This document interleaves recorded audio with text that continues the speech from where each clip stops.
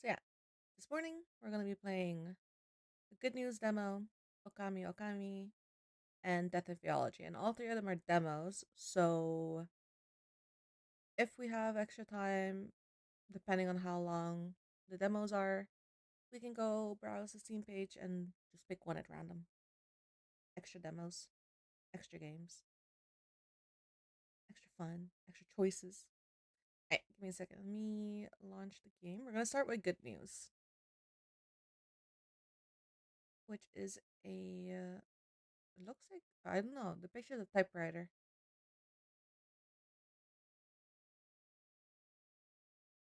Interesting. Oh, does it not have?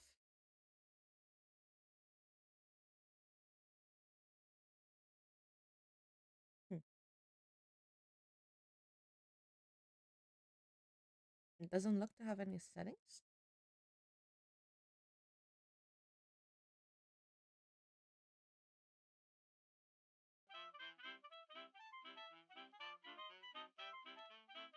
Interesting. Okay. Well,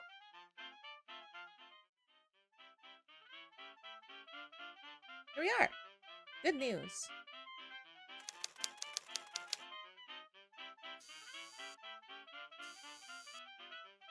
This interesting. Oh, good morning, Mr. Editor. As you know, the Citizen is growing rapidly. We are making significant efforts in logistics and marketing to expand our audience. Okay. Oh, next. Unfortunately, our staff doesn't yet have the level of seniority we'd like, except for you, of course. For that reason, we need you to review and correct the drafts from our writers. Damn, you're early. I'm on time!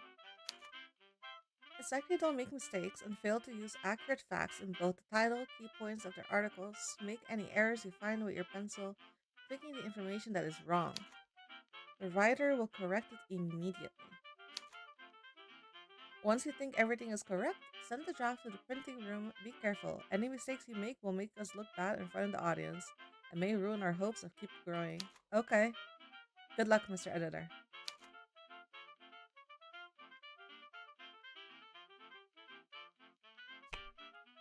Uh, how do I know if it's correct or not?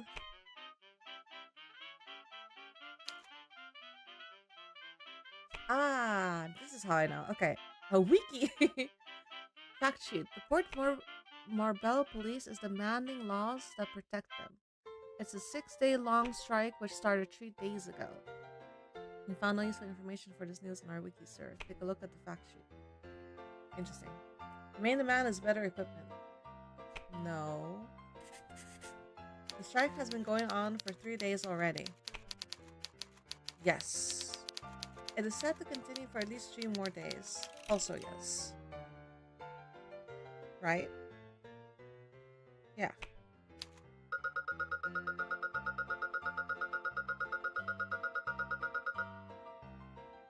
That's how many readers we've got? Alright. Ah, enjoy the Iowa fields. Thank you for passing by. Interesting. Okay. Volcano LLC received 639 million federal fines. Sentenced by Judge Frank Norris, the complaint is from 1951 over environmental damage. Oh. Biggest corporations: Magna Corp, Bull Steel, Roger Felt Corp, Evil and Sons, Volcano LLC, Dawn R&D, Salazar Inc., Softibu, Ranger 11, Bulrus. Okay. Roger Felt Corp hit with multi-million fine over environmental damage. Okay, where did I see that one? Yes. Okay. The fine rises to a staggering. No, it was more than that. But it's also the wrong.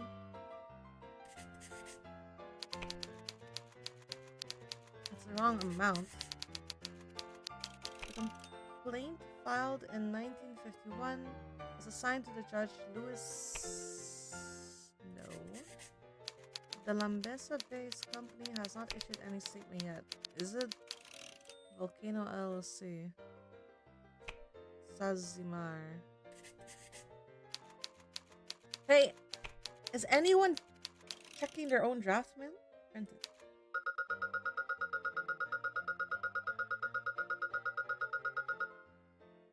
I didn't know this was how this was gonna go.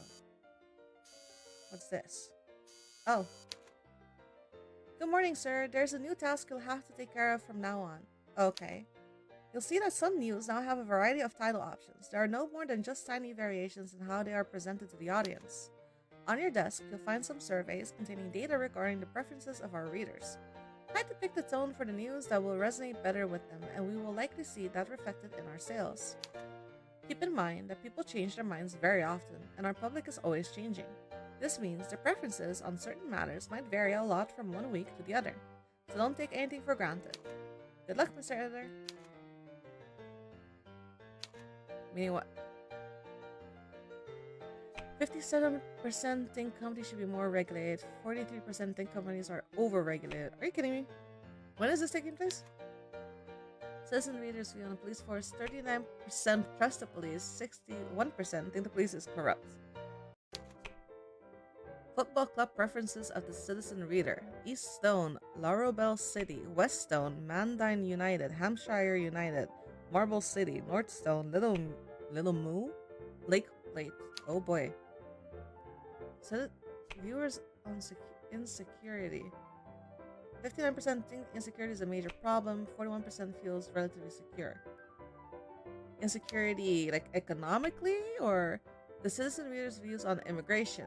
56% think immigration is not a problem, 44% think immigration is a problem. Political views of the citizen reader. 54% support Governor J.F. Donetto. 46% support President Egan. Ah, okay. Okay. I see. Okay. Dangerous criminal gang busted. 4 suspects have been selling drugs in Cool Breeze. The police had been hunting them for 9 weeks. The arrested were nationals from Lambesa. The police arrested 4 suspects in a raid. Okay. Padrasca. They are accused of selling drugs in Cool Breeze. Police was after them for 2 weeks.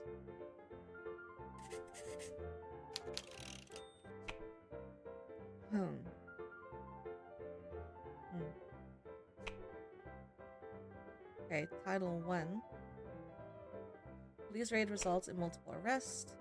Uncontrolled immigration crisis, foreign crime gang. Ah, this one. Print it.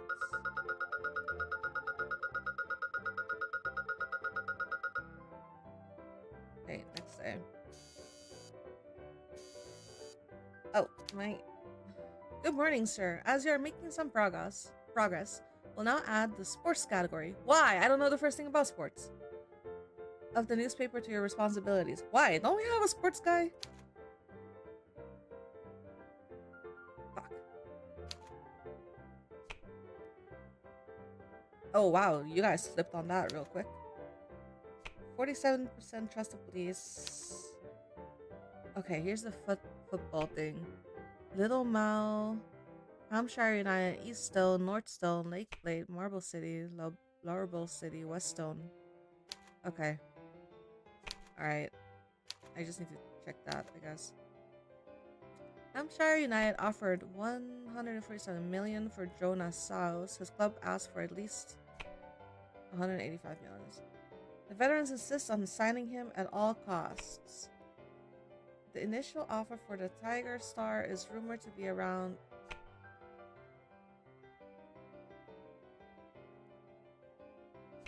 Jonas Saus.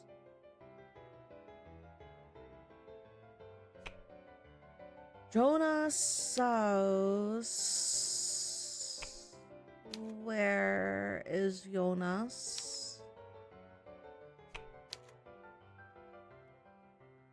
Where the fuck is Jonas?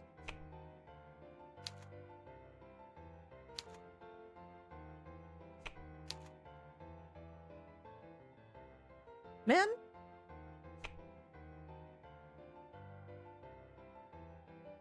I just skimmed over his name, I guess.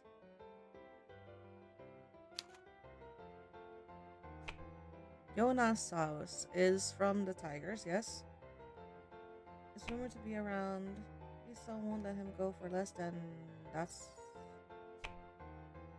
incorrect.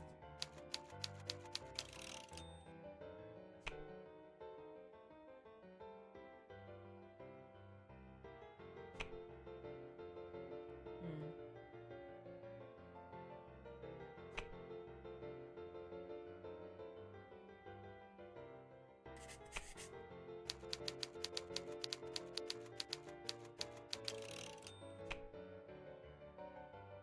Lake Plate? Did I misunderstand?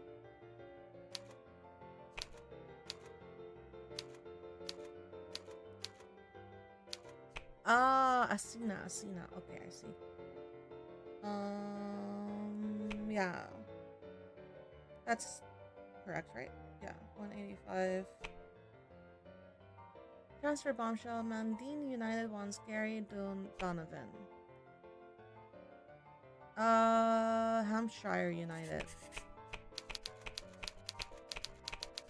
And the wrong name too. Oh, fuck. Is there a timer? Oh, what is this? Ooh, I've got more than one. Whoa, fuck. Okay, the crime occurred during an attempt to steal. Oops. Fuck. Okay. Oops. I didn't know I had to. My bad. So the CEO of the citizen is here to see you. Oh god.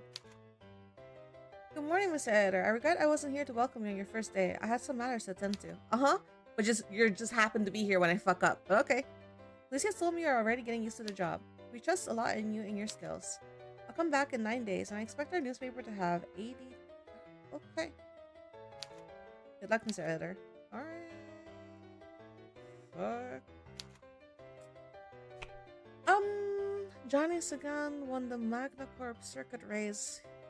He lead 25 laps. He had classified in the position number 7. Okay. Great victory for Johnny Sagan in the Magna Corp circuit. Is it the Magna Corp circuit? Oh god. What's his name? Johnny Sagan. Bales unlocked. The Bales unlocked fans to celebrate right now in the seas of Linua Bay. Huh. 25 laps.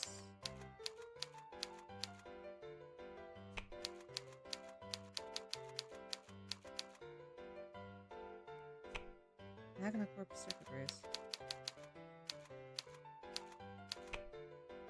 Kentucky. Kentucky. The 34-year-old pilot led during the 25 until 63. Is he 34?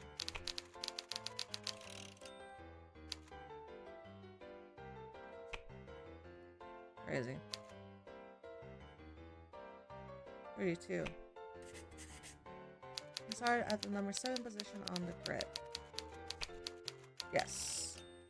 Okay, so great victory for Johnny again. Not? Yeah, that's how you spell it. Okay, cool. Print it. Okay. Murder in Snowy Mountains. The victim was a 55-year-old man. 4 offenders attempted to steal the victim's wallet and committed the murder with a firearm. Okay. 55-year-old man. What's the title?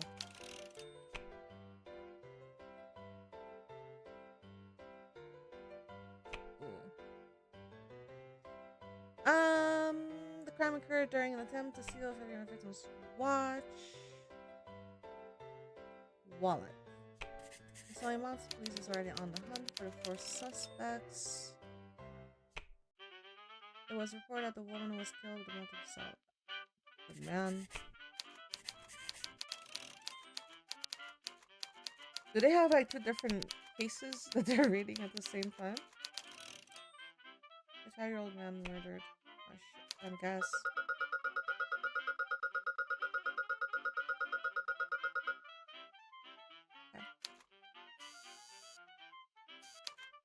Hello? Good morning, Mr. Editor. I shouldn't be telling you this, but the other day I overheard a conversation among the writers. Mr. Wonki sounded very upset. He was complaining about how you make him write and publish news in a tone that's completely opposite to what he stands for. He said the problem with this country is precisely the media that publish such sensationalist news. Anyway, be careful if a writer is unhappy with his work, he'll make more mistakes. The opposite will happen if he's well motivated.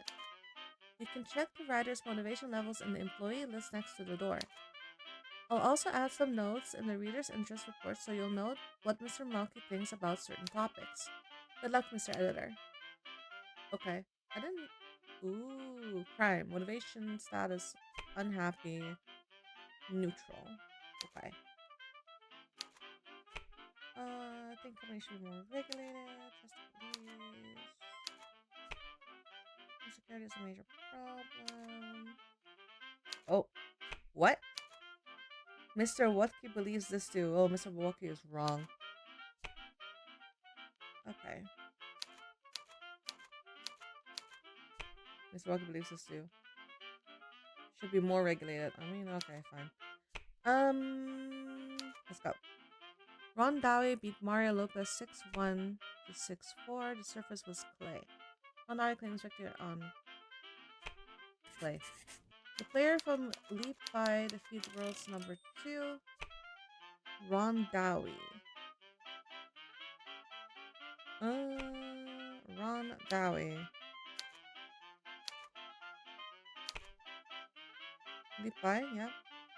Was number 2. The final score was 6-2 for the 23-year-old. 6-1, 6-4 for the... How old is he?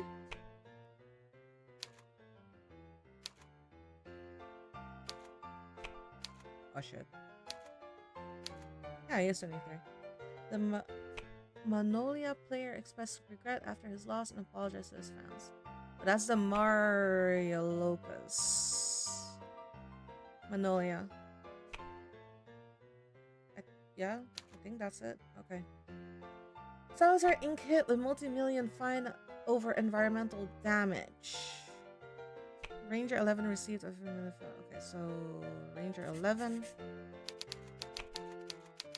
Sentenced by Judge Mark Norberts. The complaint is around 90 over environmental damage. The fine rises to staggering. Yes, the complaint filed in 1951 was assigned to the judge by the South North Space Company has not issued any statement. Ranger 11. Cat Eater. Where is that supposed to be? Okay, let's see. Evil and Sons gets away with justice victim. Ranger 11 fined an outrageous amount for yet another controversial environmental.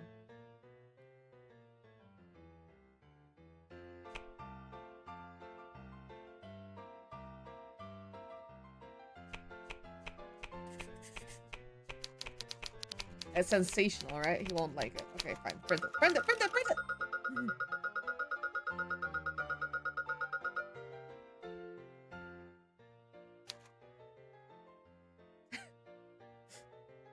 Fuck. Fact sheet. Larabelle City 3-3 West Stone. Larabelle City scores Morgan Bell. Okay, West Stone scores Miguel. Oh my lord. No winners. Ends with a 5-6. That's not true. The 3-3. Morgan Bell scored for the veterans.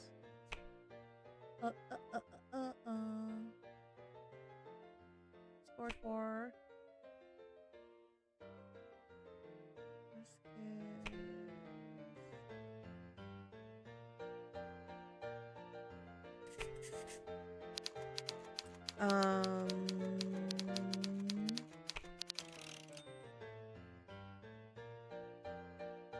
Okay, wait. Then... Wait, is this the whole thing wrong?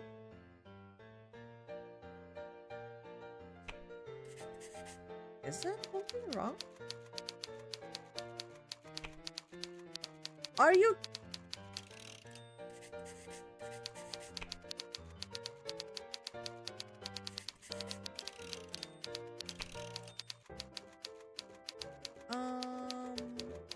Played at a candy box. Played at the candy box. Where the hell is that?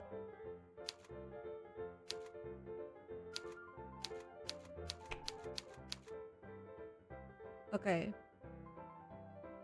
Okay, import marble. Out at the candy box. Okay, import marble. Yeah. Okay, print it. The Cool Breeze Police is on strike. Okay, wait. What's everyone's 40% trust the police? Okay. The Cool Breeze Police is demanding more personnel. It's a 5-day long strike. Started 2 days ago. Okay. Their main demand is more personnel. The strike has been going on for 2 days. 2 days ago. 3 more days. Cool Breeze is on strike. The flawless Cool Breeze Police is on strike. The Cool Breeze corrupt police is on strike and desperate to justify their incompetence. No. This is objective, no? Ah, we lost viewers. Okay. Oh, I don't know. I fucked up the sports section. Good morning, sir. I think it's time we let you review the culture and entertainment category. Absolutely the fuck not! Do we not have employees? Hot for... Man.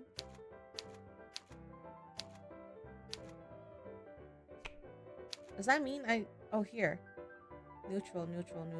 Okay. Shocking. Joaquin Munoz. Gary Dennis tested positive for doping in a test carried out. Wrong name. His club paid $2 million federals fine. There's no sanctions for the player. This was from a test conducted 4 months ago. 2 months ago. $2 million federal fine, but the player escaped sanctions. Okay. Who was it? Gary Nendes. Oh, let's see if they're in league play or not.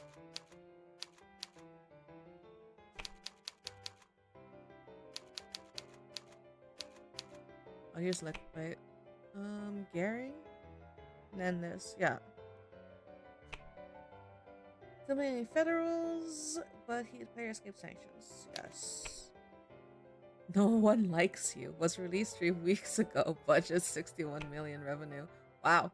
Gene and John is off the charts. Huh? Oh, wait.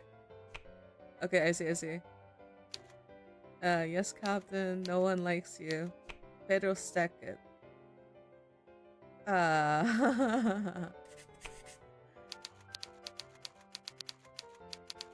No One Likes You. The film is directed by the renowned Richard Lorenzo. Pedro Stack.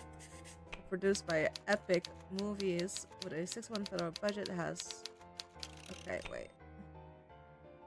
368. Yes. Mark Lawrence stands out in the lead.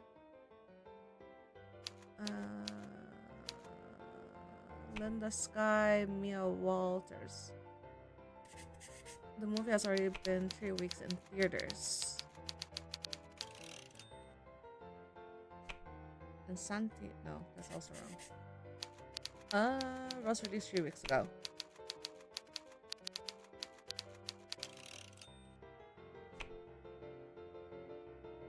Huh?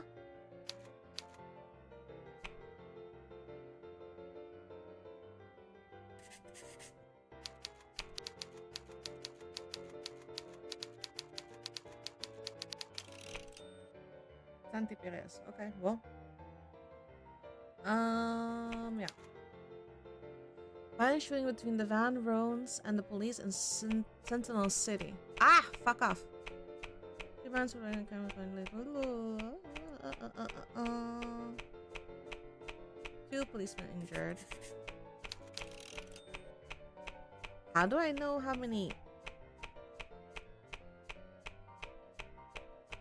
Hi! No problem, thank you for passing by. I'm sorry I didn't see the chat. Oh, sorry. Hey, I've got 3 employees. How come they can't? I fuck. Is this what you do as an editor? God damn it. Man. Alright, let's see. Juan Manuel Bandon beat Gail Jonas 646775. I don't know what these things mean. The service was Clay. Oh, okay, the player from South Norris defeated world's number 10. Okay, so Bandon? No, Gail Jonas is then world's number 10?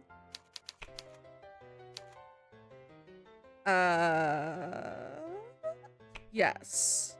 Juan Manuel Bandon. Juan Manuel Bandon is 6. Okay. South. The final score. Oh my god. 646775 for the 31-year-old. Let's regret after his loss and apologize for his fans. Okay, so the number 10 is from Columbus.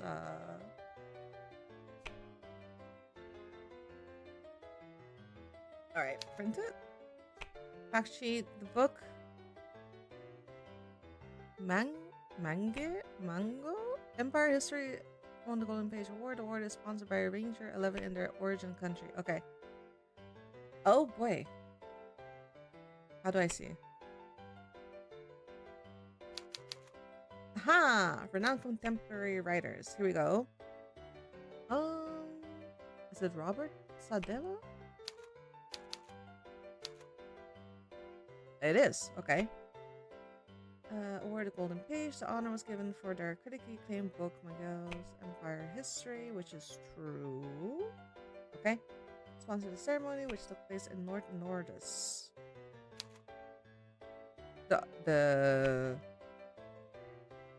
In their origin country. Okay. Which is there. The 71-year-old author. Is he 71?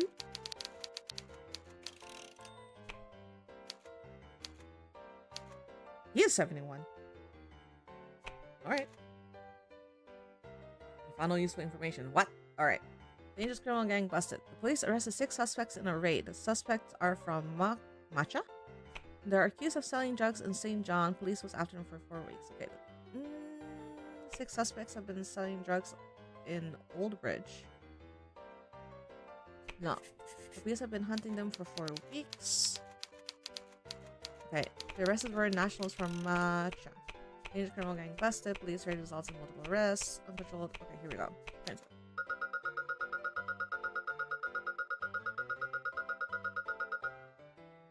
Oh boy.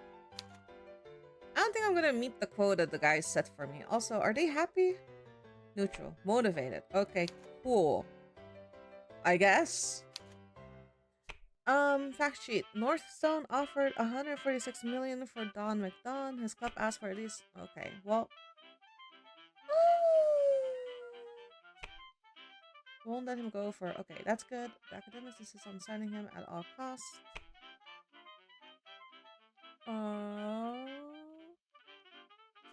Northstone.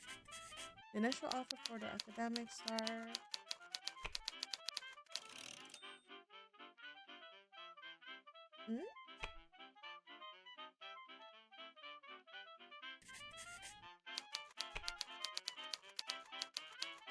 Is he the academics? Okay, maybe I misunderstood how this is supposed to be written. Northstone?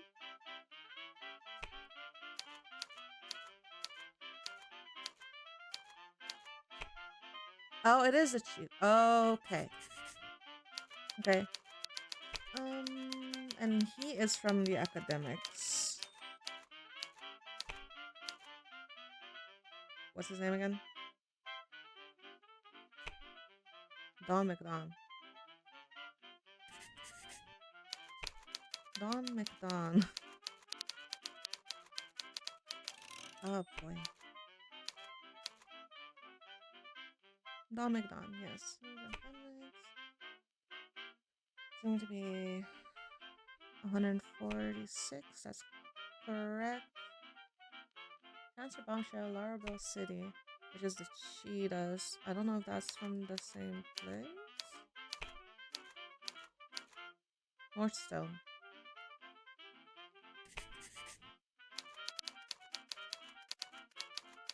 Northstone. Okay. Print. Actually, the book Edge of Science won the Violet Cube Award. The award is sponsored by Volcano LLC and their okay. The honor was given for their critical claim to Word of Silence Society. No. Edge of Silence. Okay, sponsored simmering, which took place in Sazimar. I don't know. Volcano LLC. Yes. The particular. Oh my god. The Edge of Silence. The Edge of Silence by Maria Carmen. Correct. 44. Yes. Correct. Okay. I don't have enough time to do all of these editings. Coño. Softy will hit with a multi-million fine over environmental damage. Fully resistant for the fine. 51. Mark Norbert. Not received. Complaints. Okay. Fine. That one was correct though, wasn't it? Yeah, the article seemed correct.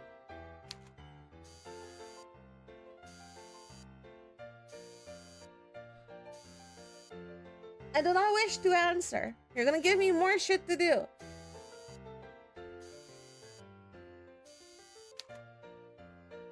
Morning, sir. You have a new category for you to take over. I don't wanna. This one is a special one. Politics and economy. Can you take sports away from me? I don't. Beware, this tends to be a very sensible topic to our readers. Mr. One believes so. Chester believes. Weststone. What? What do you want?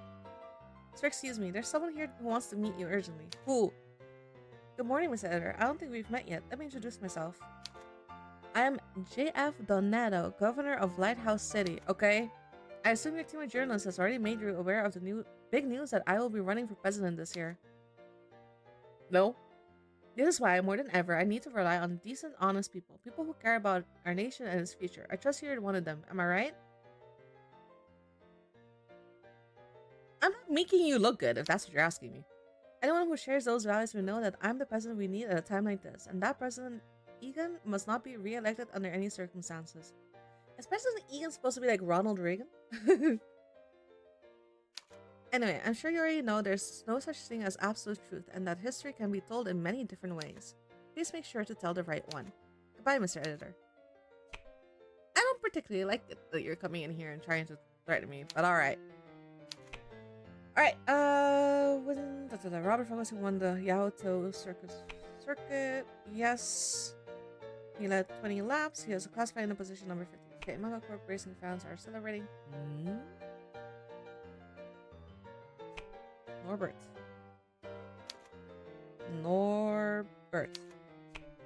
Magna Corp Racing, yes, are celebrating right now in the streets of Haemon. Where's the Yaotao Circus? Where's the Yaotao Circuit? Where's the Yaotao Circuit? I don't fucking know. South Lorena. Violet. Norbert is 39, yes. Leader in the 20 laps. That's the 71 laps. Is it the 71 laps? No, 55 laps. I'm sorry, number 7 position on the grid. Number 15. Alright, print that. Lighthouse City spending under scrutiny. Huh? Lighthouse City spends Women's Federal per week in dog poops cleaning service. President Reagan joked about the issue. Governor Donato defends the spending. The investment that has made Lighthouse City the cleanest in the country. Share waste. This is superfluous spending of Lighthouse City. Okay, let's do this. I don't like... It is under scrutiny. But this is new. I don't fucking know. Anyway. Million federals are spent every week just to clean dogs poop on the street. The governor claims it's an absolute necessity in order to keep the public space clean. The president joked about the matter amidst rumors that Governor Glenn is considering running for president this year. Is that the around?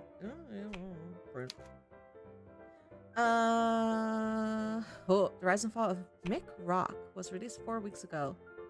Okay. 4 weeks. Budget. Revenue. Okay. Okay. And what is it? Mick Rock. Rise and fall of Mick Rock. Rise and fall of Mick Rock. Director Stanley Nathan. Film site player now. No. Produced by Pirate Associate. Okay, that was correct. Percy Houston stands out as the leading actor, and Kate Olio is a supporting role. Okay. Credits. Shh. Salazar Inc. hit with multi-emotional environmental. Sense stretched Mark Norbers. Complains 1951. Okay. Salazar. Hit with okay with. Ooh.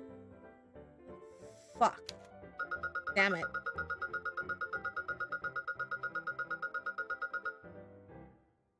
I had an error, but I had no consequences. That's not good.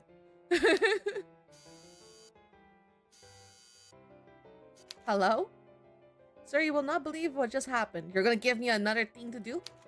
Our coffee provider came in and told us that by direct order of Governor Doneto, they will provide us at no charge with their most valued imported coffee.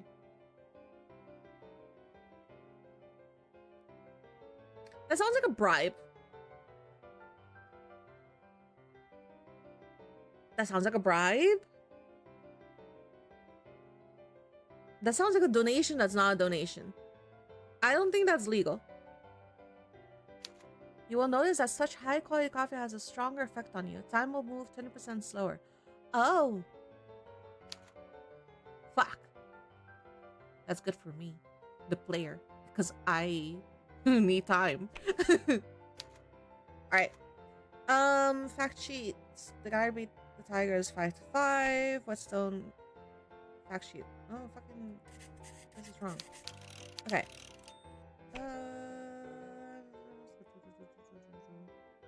Score 4D. Incorrect. This is supposed to be Whetstone.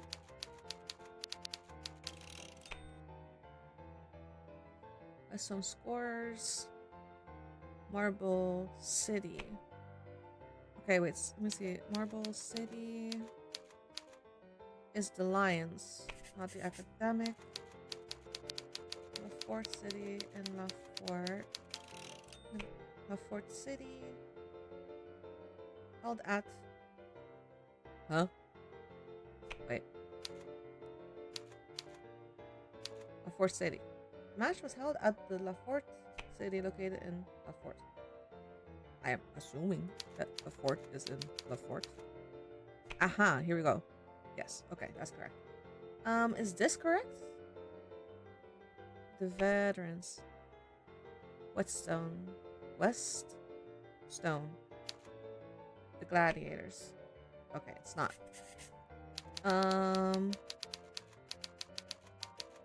Dios, Lauren, Thomas.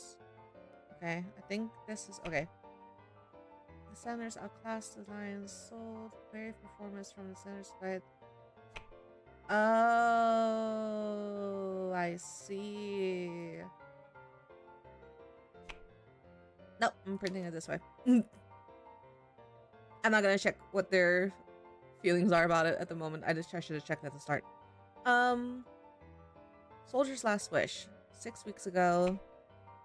Okay, 79. This is wrong. Okay.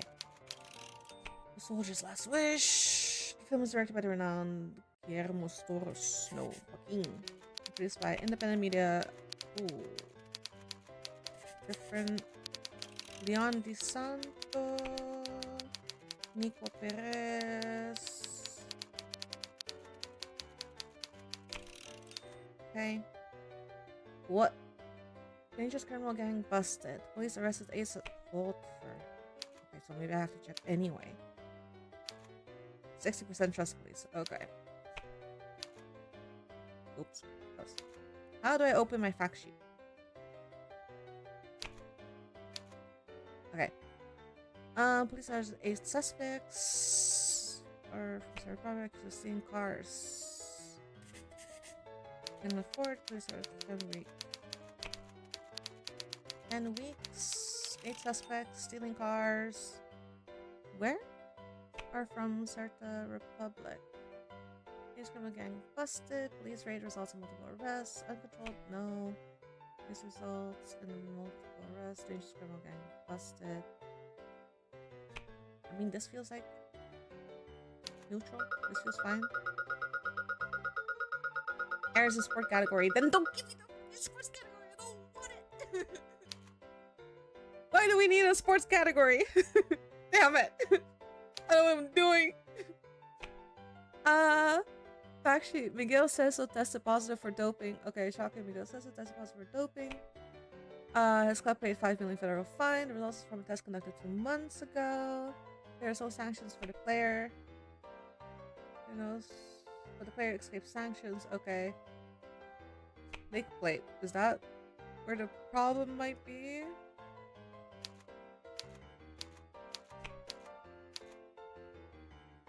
Miguel Ceso. No. So this is correct? I hope so. I think it's correct. Okay. Martin R. George was awarded the Golden Sphinx. Silent Society won the Golden Sphinx Award. Honor was given to their critically acclaimed book, The Silent Society. Supposed to be Salazar in their origins. Salazar Inc. Salazar Inc. Nord to Nordis. Okay, and Silent Society. The Silent Martin?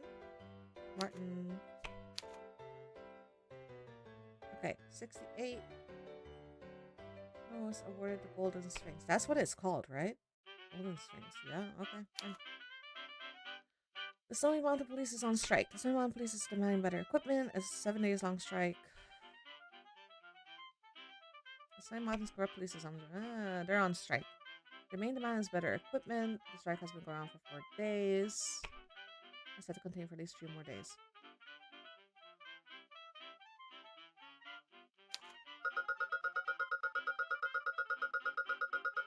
I don't know why I'm suspicious that they're correct. Oh, I did not meet the quota. Oh well. Hello. So the CEO of the citizen is here to see you. Well, he's gonna be upset with me. Oh, Mr. Editor, it's been a while since you started working for us. We started with 38,000 years and now we have... Yeah, double almost. That's not good at all. Well, I should be firing you, honestly. Then do. Edit it yourself. I don't care.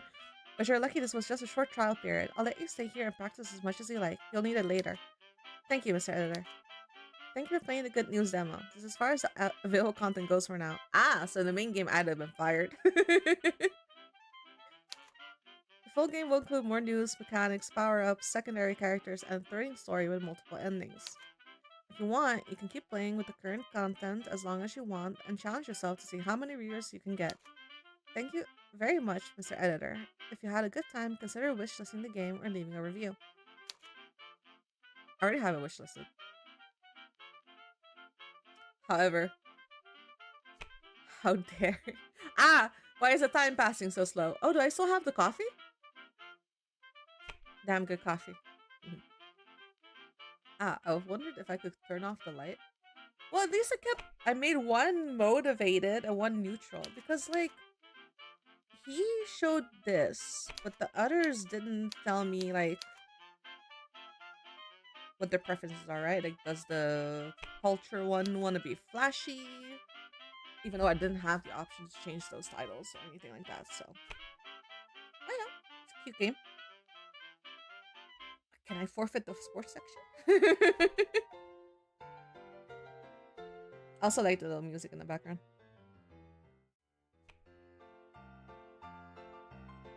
How do I leave?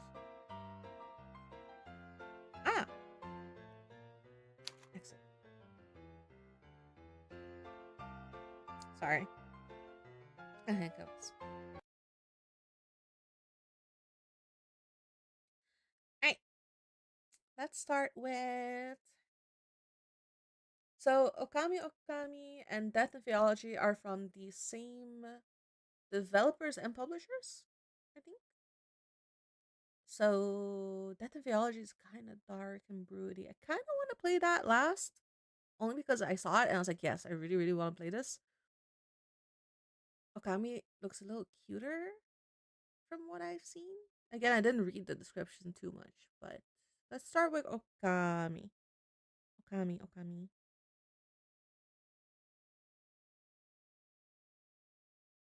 If it launches.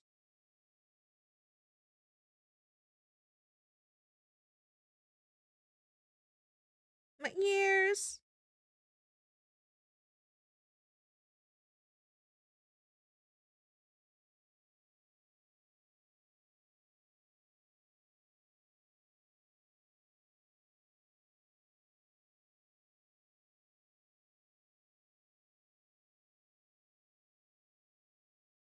Yeah. The Okami over there.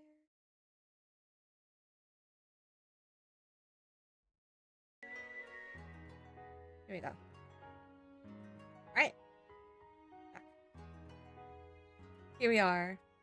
Okami. See, it looks cute. Also, I do appreciate that the guy has a beard. There should be more bearded interests out there. I'm just saying. And he has silver hair. So, I know what I like. Yeah, let's see. New game.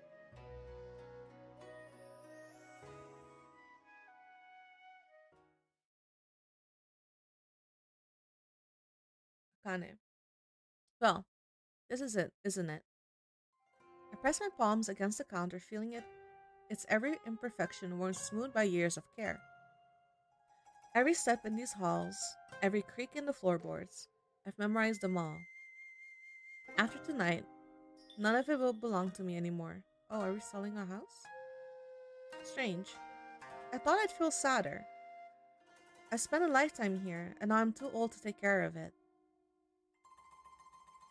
A ryokan, traditional Japanese inn, without its keeper, is just an empty house waiting to be forgotten. How many times have I cleaned these counters and mopped these floors, greeting guests who came and went like fleeting whispers? I wonder if I would ever find someone to walk these halls with me, not just pass through them. Someone who would wake up beside me every morning. But no one stayed. No one made an impression. I made my way towards the onsen, my knees protesting with every step. I should have let myself enjoy my life more. A persistent thought haunted me, refusing to fade away even in the quiet moments after the guests had departed. Did I live well? I spent my youth building this place, holding on to it with everything I had, and in the end, there's no one left to hold on to me. So, that's the real regret. Well, it's too late to dwell on it now. I brace a hand against the wall as I push myself upright. My back cracks, but I force myself to stand with a groan. But my foot slips? Am I gonna drown? There's a moment of weightlessness, followed by a sharp crack as the back of my head meets the stone. Do I die? Then, cold. Water rushes over me, pulling at my limbs, my fingers grasp for an anchor, but meet only emptiness. As the world blurs and my vision tilts, I catch a glimpse of steam whirling above, rising into a night sky that feels infinite and dark. Perhaps in another life.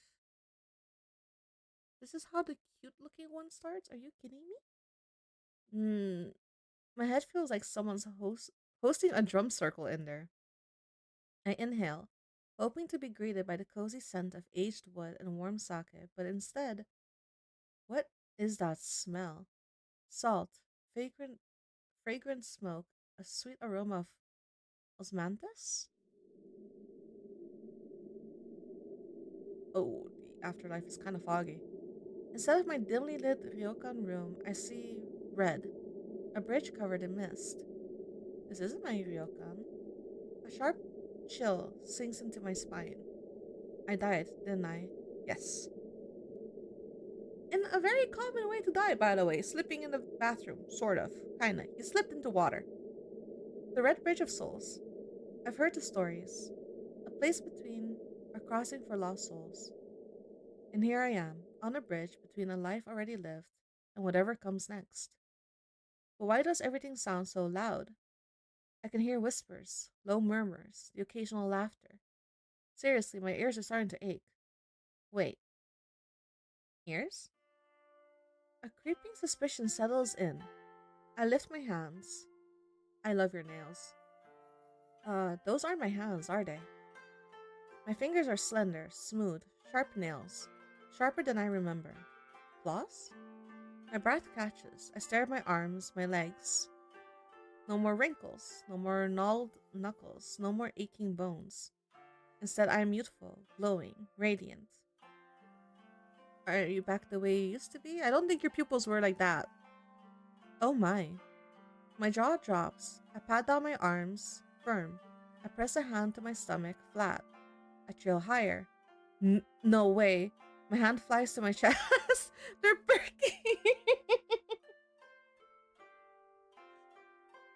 Oh my god. Am I gonna say? By the spirits above, I have breasts again. Perky, full, no sag, no back pain. This is a miracle. I don't believe the no back pain. The back pain settles in. These are the breasts of a woman in her prime. Not a retired ryokan owner who needed at least 2 layers of fabric and a prayer to hold them up before. But before I can fully appreciate this cruel miracle, something moves behind me. No. I turn my head slowly. See, I thought that was a little bit different. You have a tail and ears. A tail. A red fur tail sways behind me, wagging. 'Cause you're happy? Oh. My hands tremble even more, trying to make sense of everything. My skin, my tail, my lack of... Oh, I'm naked. I'm as bare as the day I was born, but with a tail, claws, and apparently some kind of breast enhancement. Oh no. A breeze rolls across the bridge. My entire, very exposed, freshly revived body. Nobody was supposed to see this body. Prickles. Stay calm. Stay dignified. But, of course, there's no dignity left to be had. Oh no! I crouch down, wrapping my arms around my knees and curling my tail around myself like I'm trying to create a makeshift modesty shield. But I'm not alone. I hear footsteps. No, more like claw steps. Followed by rustling robes and then something that sounds suspiciously like skittering. I do not turn to look. Absolutely not. I am not entertaining whatever fresh horror that was. A shadow looms behind me. A robed figure glides past, does a double take, then slowly backs away. Another one, sporting a long serpentine tail, grins at me, showing off a mouthful of sharp teeth. I pretend I didn't see it. Okay, breathe. Red Bridge. Spirits. The rules of death. Then I am surrounded by spirits. Possibly man-eating spirits. I will not be making eye contact with anything that looks like it might eat me. Deep breath. Focus. I've handled rowdy nobles, drunken guests, and several matchmaking attempts. I can handle this. Alright, first things first, close, and then I figure out what in the world just happened to me. I push myself up, careful, composed, and... New arrival, huh? Cute tail.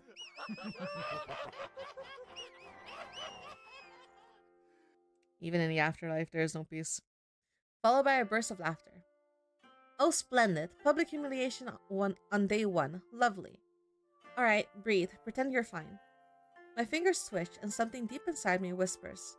Move slow. Stay quiet. Bare your teeth if you must. And for once, it doesn't sound like a bad idea. Come now, old girl. You've handled worse than this. I steel myself. Back straight. Chin up. Oh no. Too fast. Suddenly, gravity remembers I exist. The bridge vanishes, the lanterns blur, the night air rushes past me like a betrayal. Are you gonna drown again? Not this again. Water, again, but this time it feels different. Ah, I seem to be breathing underwater. An improvement from earlier, but also an insult. This is true. Didn't I already drown today? I feel like I should get a free pass on the second one. But before I can decide to stay here out of sheer stubbornness, the water stirs. A hand grabs me with a firm grip and says, "Stop embarrassing yourself and get out of my river." I don't see your name on it. Before I can properly swoon at the sheer commanding nature of it, I'm pulled upwards. My head breaks the surface, and finally, I see him. The river owner? Oh my. Now I've seen many men in my life. Strong men, handsome men, men who paid extra for the private onsen package. But this one, he is something else entirely. Ooh, I like the mask. White hair staked against sharp, sculpted features. Mask covering a tall, broad figure clad in heavy robes, looking every bit like an ancient spirit who has been reluctantly saddled with bodyguard duty. His breath is steady, but I see the exhaustion in his stance. He looks like an old war banner, torn, faded, but still standing out of sheer spite, which is still terribly attractive, by the way. And then I feel warm. His outer kimono drapes over my shoulders, his hand lingering just long enough to ensure it stays. My, it's been quite some time since I was last embraced by a handsome young man, and with such grace solemnity? Solemnity? I don't know. Phew. You alright? Tell him he looks dashing. Thank him? I'm fine, thank you. How fortunate you were here. I place a hand over my chest. He watches me, unreadable, behind his mask before nodding slightly. Can you walk? More than I ever have before, actually. He slowly extends his hand. Come, I will help you cross. Well, since you're insisting. I take his hand. His man's grip is steady, warm, with a quiet kind of carefulness. Help you cross the bridge? Do you want to stay? Do we stay in this body if we cross the bridge? And together we walk. This is a dream, isn't it? Does it feel like one? I hum, observing him as if he were an interesting specimen. Well, I can tell he's beautifully exhausted beneath that mask. I don't know. You're rather intriguing for a dream. His grip on my wrist tightens slightly. Ah, that got a reaction. Because it's not a dream. Well, I suppose if I had to fall into someone's arms, yours aren't the worst. He doesn't respond, but gently nudges his head forward. He should stand soon, before the cold settles in. Back straight to business then, of course. You are a yokai now. The word hits me like a ladle of cold miso down the back. I thought as much, but hearing it said out loud, ah, so this is real then. Well, Akane, you have two choices. Fall into an existential crisis or flirt your way through it. How odd. How scandalous. I blink up at him, pretending to be all innocent. Oh my, how scandalous. Am I a pretty one? You are an Okami, great wolf deity. Like a red wolf? Or you're not answering my question there. I notice his shoulders tense up a bit. His fingers flex like he's deciding between folding his arms or saying something. I grin. My tail swishes behind me, matching my glee. He lets out a tiny grunt and turns his head like that's the end of this conversation. We should keep going. Oh, he's fun. Alright, so it's true then. I died with unfinished business. I came back all supernatural. Humans do not become yokai without cause. Let me guess. Strong emotions, right? The classic cocktail, all in one, desire, longing, and a splash of regret. They always say intense feelings linger after death, and I was practically soaked in it. You understand then? I curl my fingers into the fabric of the kimono around me, grounding myself. It's real. Heavy. Like the weight of everything I couldn't let go. I didn't want to die alone. That was my final thought. For a moment, only the river answers me. It was powerful enough. All that yearning, and I end up half drowned in a clingy kimono with a rugged handsome masked man. I'd call it a tragedy, but the shoulders are compensation enough. Or simply enough to refuse fading quietly. Not a denial, nor an answer either, but close enough. I spent my entire life running a ryokan, only to die and become a yokai. Some might call that a bit of on the nose. Oh well. Alright then, what now? You decide that. A remarkably casual response for something that should be an important revelation. As simple as that? Yes, after all, even as a yokai, it's still your life. Ah, so it comes with free will. Excellent. I was hoping this wouldn't be one of those ominous bound to an ancient curse situations. There's the faintest smirk tugging at the corners of his mouth. Disappointed? Devastated. I looked past him, at the mist-covered bridge ahead. And where exactly were you heading before I made my graceful descent into the river? Home. Home, hmm? And where might that be? There. He lifts his chin slightly, and as if on cue, the mist moves to reveal a structure at the end of the bridge.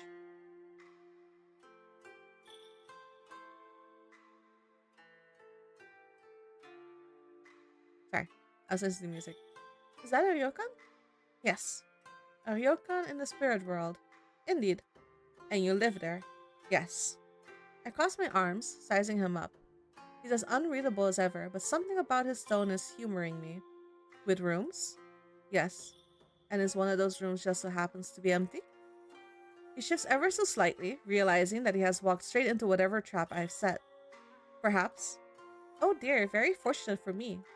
His arms cross over his chest, and for a second I swear he's fighting back the urge to smirk. And you intend to claim it, just like that. Well, I did just die and come back as a yokai. I feel that entitles me to at least one complimentary perk. One. For now. I tap my chin, pretending to think. Tell you what, I'll earn it. Let me help out at your inn. Sweep a few hallways, clean the guest rooms, and look breathtaking while doing it. It'll be a fair trade. There's a bit of silence, then... I've made a mistake. Wonderful, I'll take it.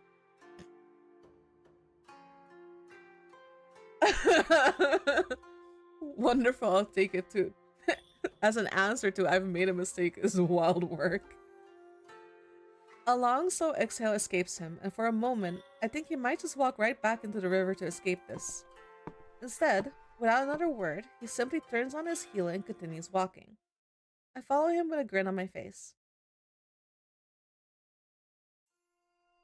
The ryokan looms ahead, and I can see the wooden panels softened by time and lanterns hanging limp from the eaves. It isn't in ruin, but it looks like it wouldn't mind the excuse to be.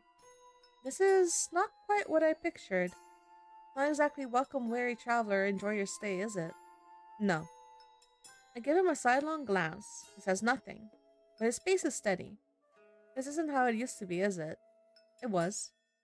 A neat little deflection, but I have lived long enough to recognize it. I see, so you expect me to believe this place was always this charming? I can practically hear the unspoken sigh before it leaves him. You're not going to let this go, are you? Not a chance. Wait, is that amusement I detect? And then at last we step inside. Wow, you live like this? Oh. Not the good kind of oh, more like the oh dear, what have I stumbled into? When you open a drawer and find a rotten snack that could double as an exorcism result. It's worse than I thought. A ryokan should be warm and inviting, but this place feels like it's waiting for someone to tell it it's over. This is a disaster. Yes. Wow, just like that? No attempt to sugarcoat it? Would you believe me if I tried? Fair point. What happened here? I lost the power to run it. You say that like you misplaced it under a cushion. Would have been easier if I had. Oh, interesting. And how long has it been like this? Very long. That, at least, I believe. I should just walk away. This is not my problem nor my responsibility. But still, I know this feeling. I've lived this feeling. I know what this is like. You're far too tired of keeping this place, but you know it will die with you if you don't hold it together. His hands are unmoving, but his shoulders tremble, betraying him. Looks like I hit a nerve. Have you changed your mind then, about staying here? I blink. That wasn't what I planned to say, but looking at this place, I can't see an inn like this and walk away. Not when it still has bones strong enough to stand. No, I haven't changed my mind. I'm not just going to help out. I'm going to help you revitalize it. Deep down, even after death, I'm still an Okami. Still someone who believes an inn like this deserves life. Help? Yes. Sure you haven't been left to your own devices for so long that you've forgotten what that means? I'm aware of the concept, but I don't need it. Okay. Well, I'm sure you don't, but that doesn't mean you should turn it down. People offer help, then they leave you midway or make it worse. So don't think of it as help then. Think of it as a professional meddling, persistent, and you're stubborn. He exhales slowly, as though bracing himself. And what do you gain from this? A place to stay, obviously. You want to stay, with me, even though we just met. He sounds more amused than betrayed. Yes, well, technically I just died, so I think I'm entitled to make a few impulsive decisions. Besides, it's either you're creepy ryokan or wandering around until something with detachable jaws decides I look crunchy. And my guts say you're not the type to take advantage of a woman. I tilt my head slightly, watching for a twitch or any sign of protesting. Nothing. Just calm, tired silence. Besides, you need help, and I need purpose. Let's not complicate a mutually beneficial arrangement. And you assume you can do better in keeping this place than me. I mean, she spent her entire life doing this, so yeah. I know I can do better. Her ears prick up as if genuinely surprised him. You claim experience then. Dear, I used to walk barefoot through corridors, balancing ledgers, calming guests, and yelling at staff, all before breakfast. I let the silence hang, watching him piece it together. Then tell me, Okami-sama, what would you do to improve it? For starters, get rid of the cobwebs before they start charging rent.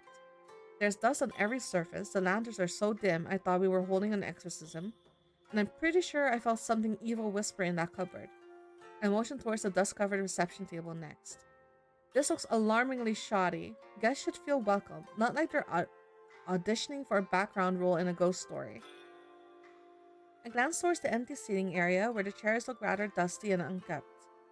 My ears lower instinctively. The sight tugs at a quiet ache in my chest. The space was meant to be lively, and now it just sags. Back in my ryokan? Oh, what a time that was. The lanterns always glowed warmly, the sake never stopped flowing, and I knew the name of every guest who ever dared to flirt with me. I may have been alone behind the curtains, but the halls never were. Laughter, footsteps, whispers in the night, sometimes scandalous, sometimes not. It was home, noisy and beautiful and alive. While this is a shrine to silence. This whole place is a tragedy, and you believe you can fix this. I know I can fix this. Arrogant. If you are as skilled as you claim. Yes, but you're welcome to test me. He studies me for a long moment, and I catch the precise moment he realizes he's going to lose his argument. Fine, but don't blame me when you fail. Ah, there's the answer I was hoping for. You will work here then. Naturally. And you will follow my rules. Define follow. The man just turns on his heels, expecting me to follow. This is going to be entertaining. Well then, now that you've sort of accepted my offer, I suppose I should at least know my boss's name. Shimon? And who exactly are you, Shimon? I am one of the 4 mythical beasts. What does that mean? He answers with the casual indifference of someone commenting on the weather. I beg your pardon? The azure dragon, the vermilion bird, the white tiger, the black tortoise. I'm the white tiger. As in the white tiger? The very same. Slowly, I let my gaze travel up and down, actually looking at him. This frail, wilting daikon radish of a man... Sorry. This frail, wilting daikon radish of a man is the legendary Byako. Huh. He watches me with quiet amusement. The man definitely knows what I'm thinking. And how, pray tell, does one of the 4 mythical beasts end up like this? That's not important. I think it's very important. You are free to think so. I exhale sharply through my nose. Fine, I'll let it go, for now. Fine, let's start over then. I'm Akane, former Okami of Ryokan Tsukikage in the human world. I ran my ryokan for decades. I know how to handle guests, manage staff, and maintain order. Do you now? A challenge, oh delightful.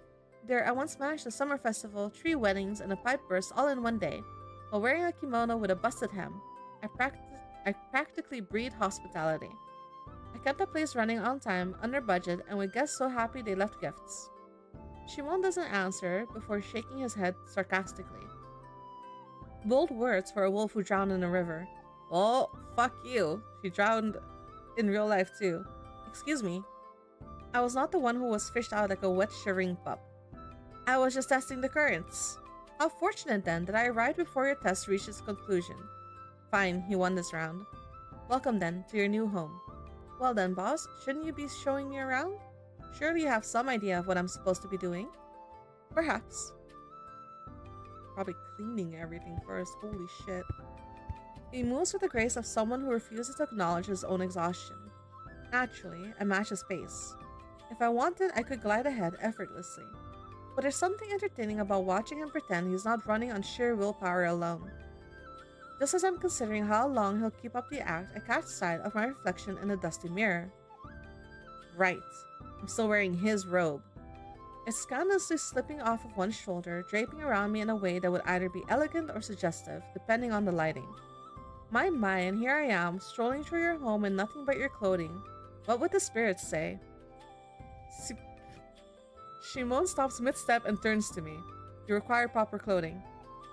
Do I? I think this looks has a certain charm, a bit daring, quite refined actually. Stay here.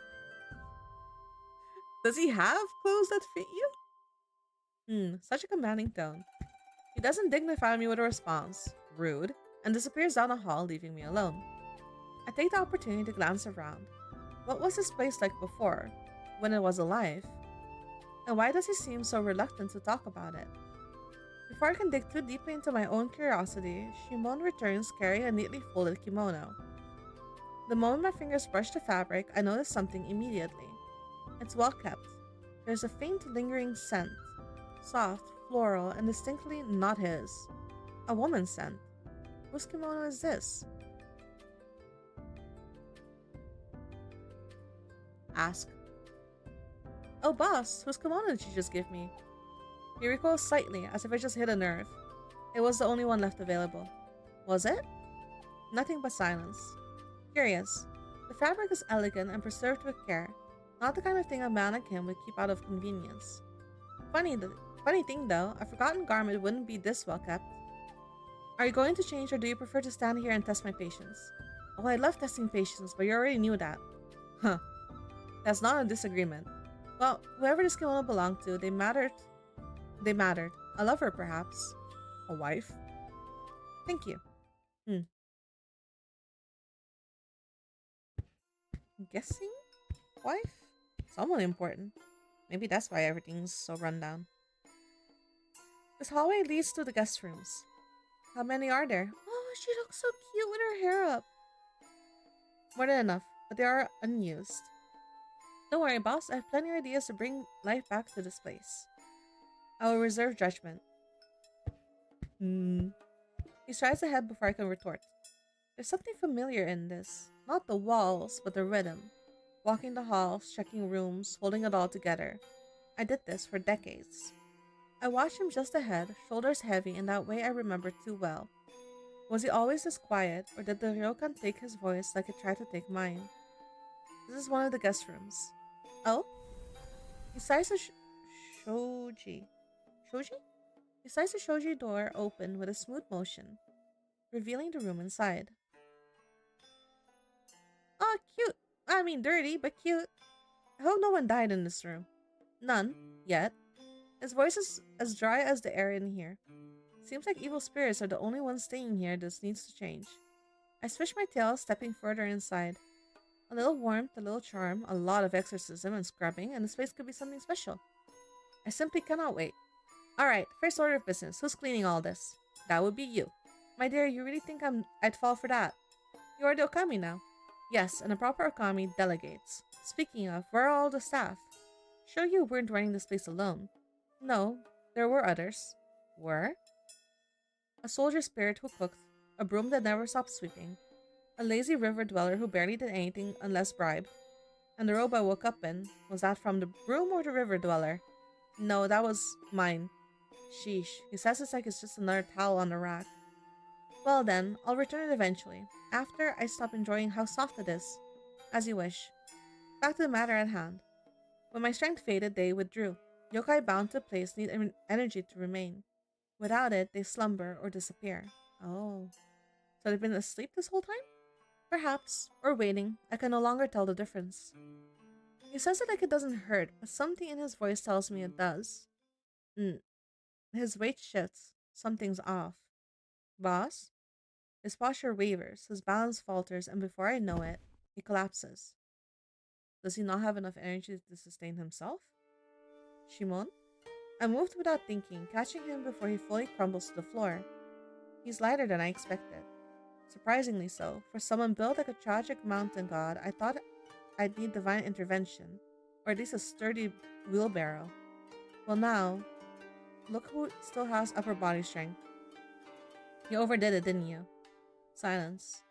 I sigh, pressing my fingers slightly to his wrist, checking the pulse beneath his skin. Wait, do yokais even have a pulse? I'm alive. I smooth a stray, a smooth. I smooth a stray lock of white hair away from his mask, brushing it carefully behind his ears. You really don't have take care of yourself, huh? It looks like he might respond, but in the end, he doesn't. Lucky for you, dear. You've just hired the best Okami there is. He groans softly. I take that as acceptance. Now where's your room? Unnecessary. Ah, so he's one of those, the quiet brooding types who wear their past like a second mask and dare you to ask what's underneath. Let me guess.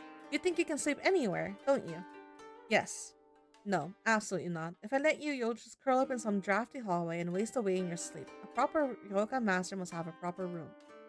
He exhales aggressively. The nerve. Look, you can fight me on this, or you can just tell me where it is and I'll let you sleep in peace. Your choice. End of the hall. Alright, boss, up we go. Shimon's room is unsurprising. It's organized, spotless even, but it's also the most lifeless space I've ever stepped into. I mean, at least it's clean. This is the room of a man who has decided to live his life as an aesthetic exercise in suffering.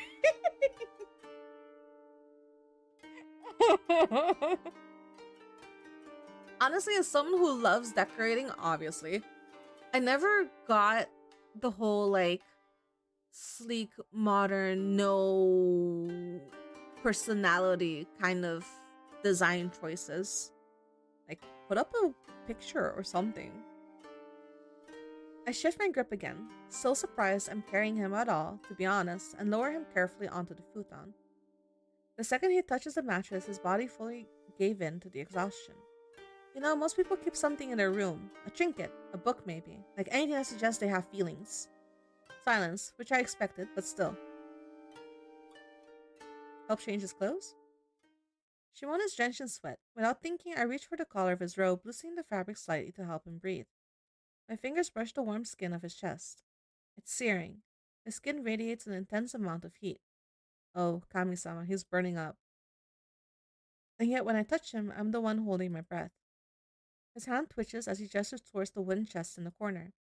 Ah, so he's aware, and very much letting this happen. Your clothes are in there? He gives the smallest nod, head tilting, observing me. I move to the chest, slide it open. Inside a stack of folded robes identical in design. I grab one from the top and return. Alright, let's get you out of this, boss. No funny business. I'm doing this as a professional, a responsible adult. I kneel beside him, fingers brushing his shoulder as I put the outer robe down slowly. The damp fabric clings before giving way. My palm accidentally grazes the curve of his back. Shimon inhales sharply. A tremor runs through his arm. Hold still, alright? Shimon exhales slowly now, then speaks with a low tone. You're very thorough, Okami-sama. My fingers freeze just below his collarbone. My heart does something rather scandalous. This man is trembling, but he still has the gall to tease me like this. I swallow the urge to retort. There, that's better. He'll be back to grumbling at me in no time. I trace my thumb carefully along the edge of his sleeve, a light, pointless touch. I convince myself it's just a fold. We both know it isn't. Sleep well, Shimon. Now that that's settled, he really was planning to shoulder all this alone, wasn't he? How long has he been carrying this weight? There's no staff to help out in this broken place, and this man is too stubborn to ask for help. If she's a yokai, and she's like, fully charged, can't she hire people to help? Or can she go waking them up? But I've always had a soft spot for beautiful things in need of repair. Ah, yes, the I can fix them mentality. Yes, yes. And you, White Tiger, are long overdue for someone to take care of you for once. I will drag this place back to life, and maybe you along with it. Alright, this place is a mess. Let's fix that. Oh, interact with dirt, cobwebs, and evil spirits. Oh, look them! Using a mouse left button until they are removed from the environment. This is still a ryokan, gosh darn it, and it will start acting like one. Let's keep finding and cleaning every nook and cranny. The more I clean, the lighter air will feel. The environment will change once you have cleaned everything. Okay. And who knows, I might dig up a few little secrets the boss forgot to dust over while I'm at it. In every area, there are three objects that give you information about Shimon's past and the history of the ryokan. Oh, okay. Find them before that area is cleaned to unlock secret scene at the end of each chapter. Okay. Map. Ooh, guest room. Is this? This figure looks handmade, fruit shaped, but with love in every dent. It's a tiger, like the Byakko. Shimon kept it, so either he's sentimental or really bad at spring cleaning. Oh, did I find? I did. Serene mind? Oh, I didn't. That's enough.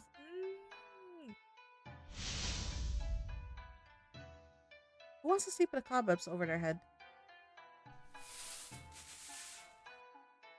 I'm not touching it with my bare hands to make sure. Oh, so I can't clean that? Imagine sleeping here and a face speaks from behind the glass like a clingy past lover.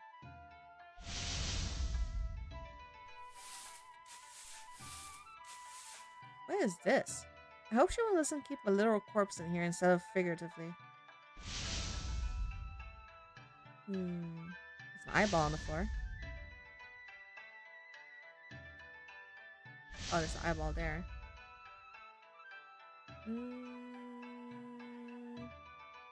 Ah. Eyeball here. Area cleaned. Wow. That looks a lot nicer. Alright. Entrance. This?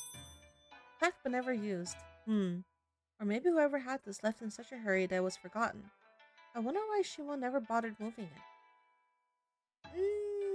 I didn't read all of it. Fuck. This? Even though the writing has faded, he still keeps it here. The wooden plaque is important to him. What does it say? Damn it. What's this? Guest should be signing in, not having a sneezing fit. Let's clean this guest book. But look at this handwriting. Very sophisticated, very intricate. I think whoever wrote this was probably the type who labeled all the storage jars and rearranged the towels when bored. Alright, so this is 3 objects, correct? Alright, let's clean. A little light should be fine, preferably the non-ominous kind.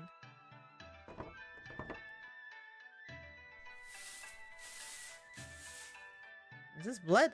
Of course there's dry blood on the floor because this place wasn't creepy enough already. At least you confirmed that it's blood.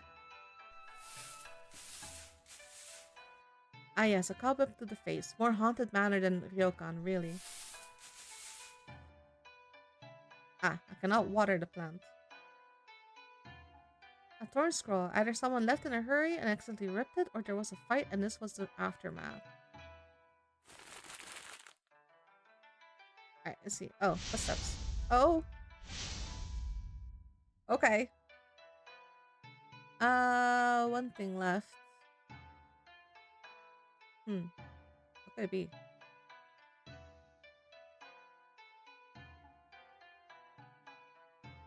You know, if you're going to lurk inside the cupboard, at least offer to help dust. Oh, is there something in the cupboard? There is something in the cupboard. Oh. Oh, I even found a new scroll thing to hang. Red bridge. Ah, I see you. Alright, let's see what the sentimental object might be. This? Ah, an ofuda.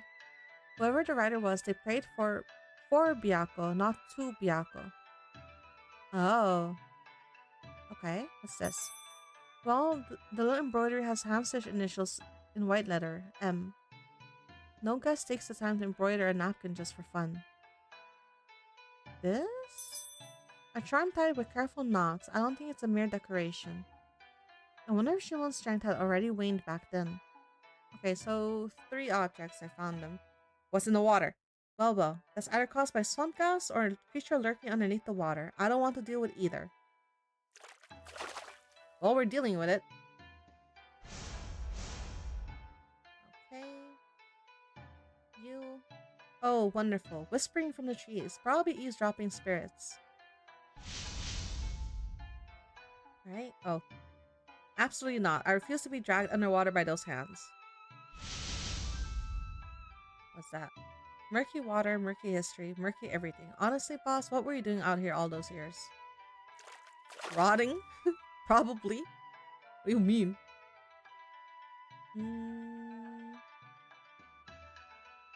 The lanterns? No, not the lanterns.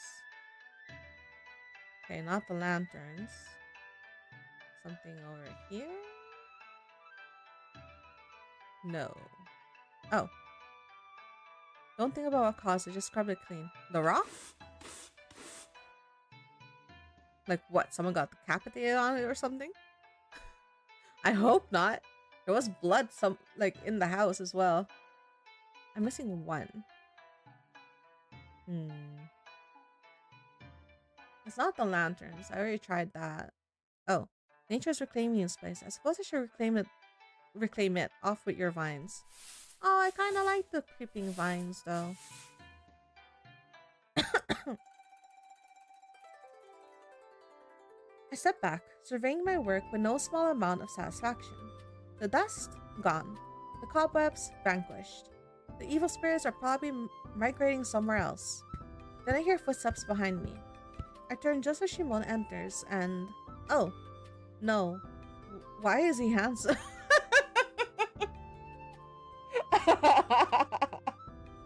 I felt that. Why does he look like that after barely a nap? His skin has color again. His shoulders look broader. His jawline is more defined, and I bet I can use it to slice mochi. Is he linked to the inn? So like the better the inn does, the better he does? Can sleeping for a little bit change his appearance so drastically? Is that even allowed? He looks the same! My gaze absolutely betrays me, and of course he notices. Ahem. I clear my throat so hard I might have dislodged my spine, and I immediately throw my hands towards the freshly cleaned lobby. Well, look who's up and walking. What do you think? It's acceptable. Oh, I'm sorry. Did I mishear? Because it sounded like you just undersold my miracle work. Everything is still standing. That is an improvement. I gasp, hand to my chest like he just struck me with a mortal wound. Everything is still standing? After all I've done, this is the level of praise I get? Would you prefer a ceremony, a festival in your honor? A small compliment wouldn't hurt. I will see if the spirits can play instruments. Did he just joke back? Did my ears trick me? Admit it, you're impressed. You did well. Wait, say it again. No. Just once more, please, so I can cherish your compliment. I will say only this. It is nice to walk through a place that does not resemble an evil spirit's final resting place. Aha, victory. I fold my arms triumphantly. Well, I can't tell what his expression is under that mask, but I know that he approves. Perhaps it is time. Time? To reopen. Start gathering power again. Then let's do it. I step forward, tilting my head, watching him closely. I'll make this ryokan shine again, boss. Just you wait. We will see. No, we will succeed. And this time he doesn't argue. The ryokan creaks as if exhaling for the first time in years. The dust may have settled, but the real chaos is only just beginning. Alright. This wasn't in the schedule. What wasn't in the schedule? I said, let's have tea near the bridge and watch the river. Not, let's accidentally dig up your entire emotional history, boss. But here we are, right before the inn is about to open its doors again. Figured we could both use a moment to breathe before someone inevitably demands a refund since we are understaffed. So I set the cup down, steal a glance at him, and say, tea? Shimon sits across from me as I pour the tea. Tell me something, boss. Have you ever shared tea with someone as alluring as I am? Ah! I would rather not answer. You'd get cocky. Oh, he thinks he's clever tonight. Careful. Say one more charming thing and I might start thinking this is a date. It is tea. He sips, unbothered, while I sip louder and very bothered. You're lucky I find deadpan charm appealing. I used to sit like this with someone many years ago. He had lovely hands and terrible timing. He left? Mm-hmm. Said life at the ryokan wasn't romantic enough. Shame. I looked very good in an apron. What about you? Surely even white tigers have a romantic face? He sets his cup down, then pauses. Come on, boss, give me something. There was someone. Now we're getting somewhere. Someone, hmm? That's all I get? You did not offer a name either. Shh. Fair, but mine didn't leave behind some fancy handmade gifts like calligraphy or a tiger figurine. It seems like that one got a reaction. You've been snooping, it seems. No, I've been cleaning. I managed an inn so I don't snoop, dear. I uncover. What was she like? She liked quiet places. Then she would have hated me. She would, but I wouldn't. My, dangerous choice of words. That was quite a bold statement, boss. Interpret it however you wish. But you defected from my original question. Of course, I didn't mean to pry, boss. I'm above that. But I was just wondering if I should be jealous of a ghost with good taste. Jealousy would be pointless. So it's resisting me, and yet here we are. We finish our tea in silence. Well then, that's enough honesty for one cup. Agreed. Let him keep his secrets. For now. Ah! That's the end of the demo. Oh, do I scroll it? I do scroll it.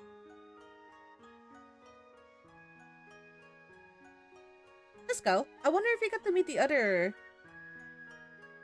sacred beasts. That could be fun. Alright. Give me a few minutes. I'm gonna go potty break. And then we can play the Death of Faeology. Looking at the time, we definitely can go browse Steam for other demos as well. I'll be right back.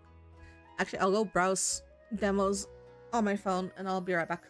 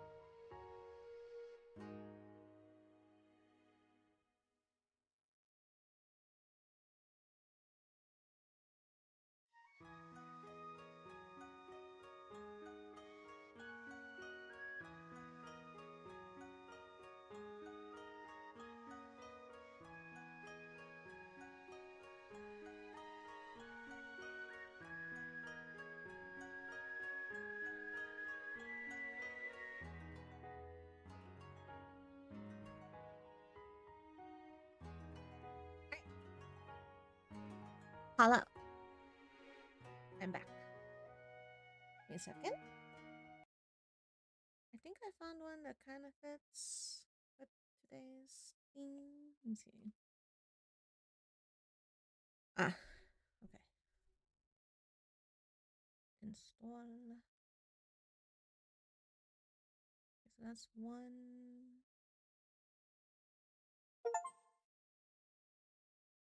Because I can't see on my phone, like which ones have demos.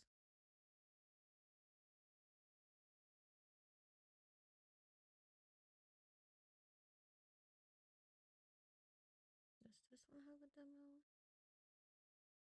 Or is it playtest? Ah,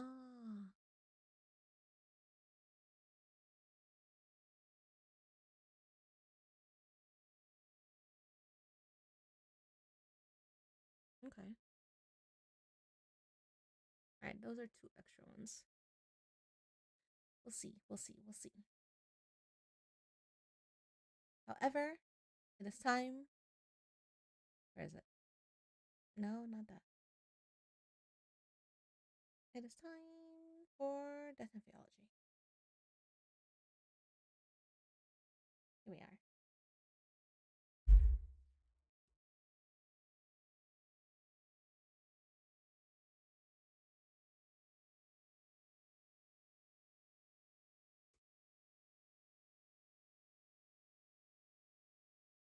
Mm.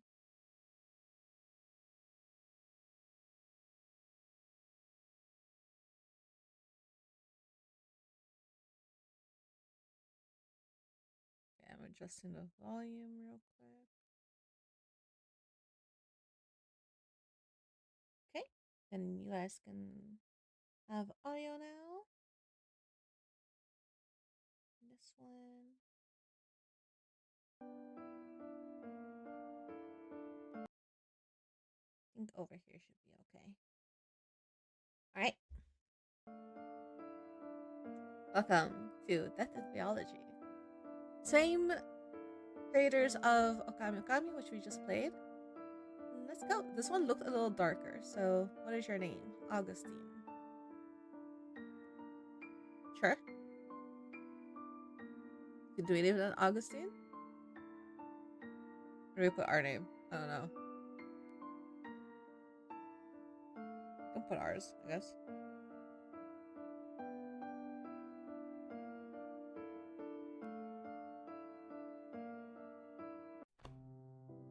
Grading first year assignments can be such an exercise in patience. I ought to remind myself that Faeology is a relatively recent science, only a couple of decades old.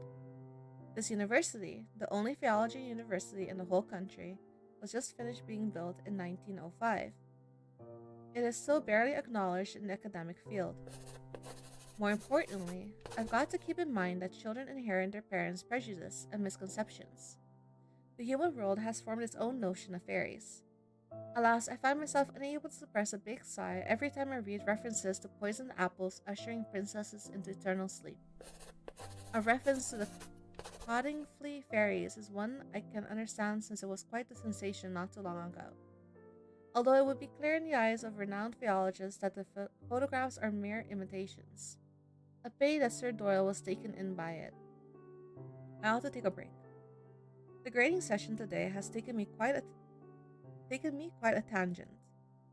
Oh, cute. My beloved Oz. I suppose having a fairy companion does give one an advantage in identifying genuine fairies. I'd say a break is in order, wouldn't you, Oz? Oz responds through thrills that I've learned to interpret over the decades I've known them. The Cottingley fairies again? Yes, and princesses' eternal slumber due to poisoned apples. We don't care much for human princesses. But making a poisoned apple is rather an easy feat. Shall I turn one of them into a toad in front of the whole class to show that Fae folk is capable of more than that? At the same time showing them that not all fairies are a friendly bunch. I can't help but chuckle at the thought of that. I believe some might just quit that day if you do that. Besides, if only Faeologists get a hold of your existence, who knows what they'll do to you? Chances are high those people will try to pin you to a corkboard and vivisect you. I would never let that happen. I've always appreciated your pursuing Faeology to ensure that. This is the least I could do. We've known each other since I was 7.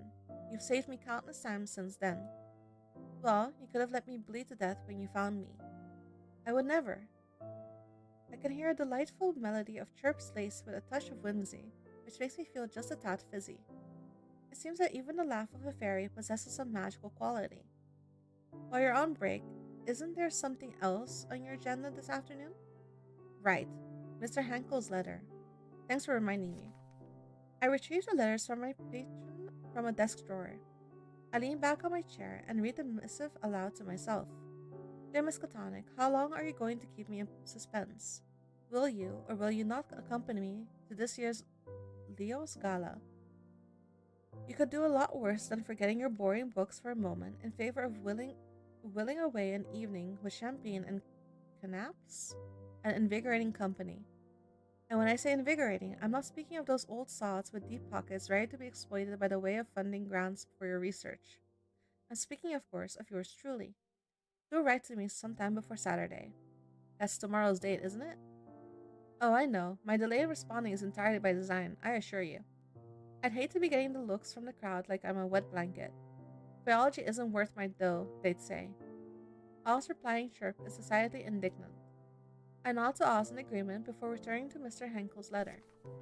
In other news, I've heard that the little Rudy Blight caused a minor ruckus in the city's hottest speakeasy. If her old friend Detective Krause hadn't been in the area at the time as well, who knows what would have happened. I found myself rather perturbed at this revelation. I would have telephoned Ruthie and asked what the story was, like when we were children. However, for better or for worse, we aren't on friendly terms anymore. I resumed reading my patron's letter. Speaking of the detective, have the two of you been keeping in contact? He gave me the cold shoulder when I crossed paths with him at last week's benefit. I couldn't help assuming that his persistent frosty treatment of me might have had something to do with you.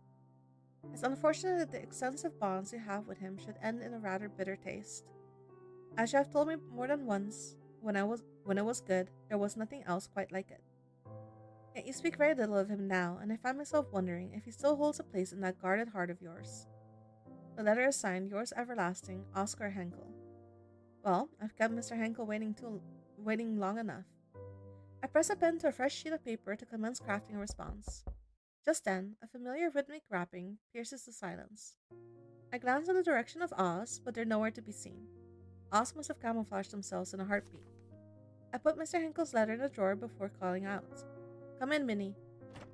My assistant enters the office. She's careful to snap the door shut behind her. Professor, Minerva. Yes, Minnie. Were you talking to yourself again? That's right, you know me. I see. Sometimes I wonder what she must have thought while hearing the mumbling sounds of me speaking with Oz. But she knows when not to poke her nose into things. One of the things I like about her, and also what makes her the bee's knees when it comes to being an assistant. I'd hate to be the bearer of bad news, but he's here. Who? That police detective from the newspapers. Police detective? Even as I echo these words, there's a sinking feeling in my stomach. You know, the man who made you crumple the paper and tossed him in the trash can?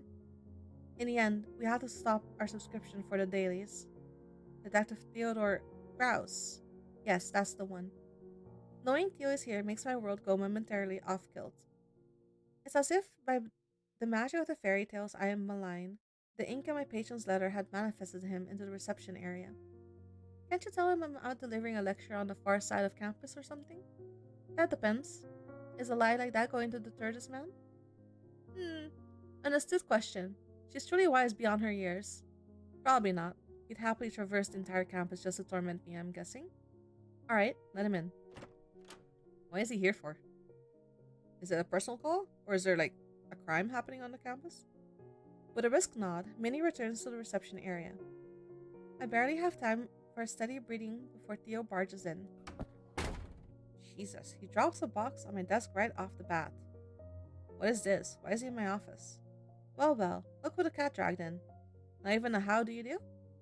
What, do niceties suddenly mean something to you? Oh, Jesus Christ. Alright, let's go.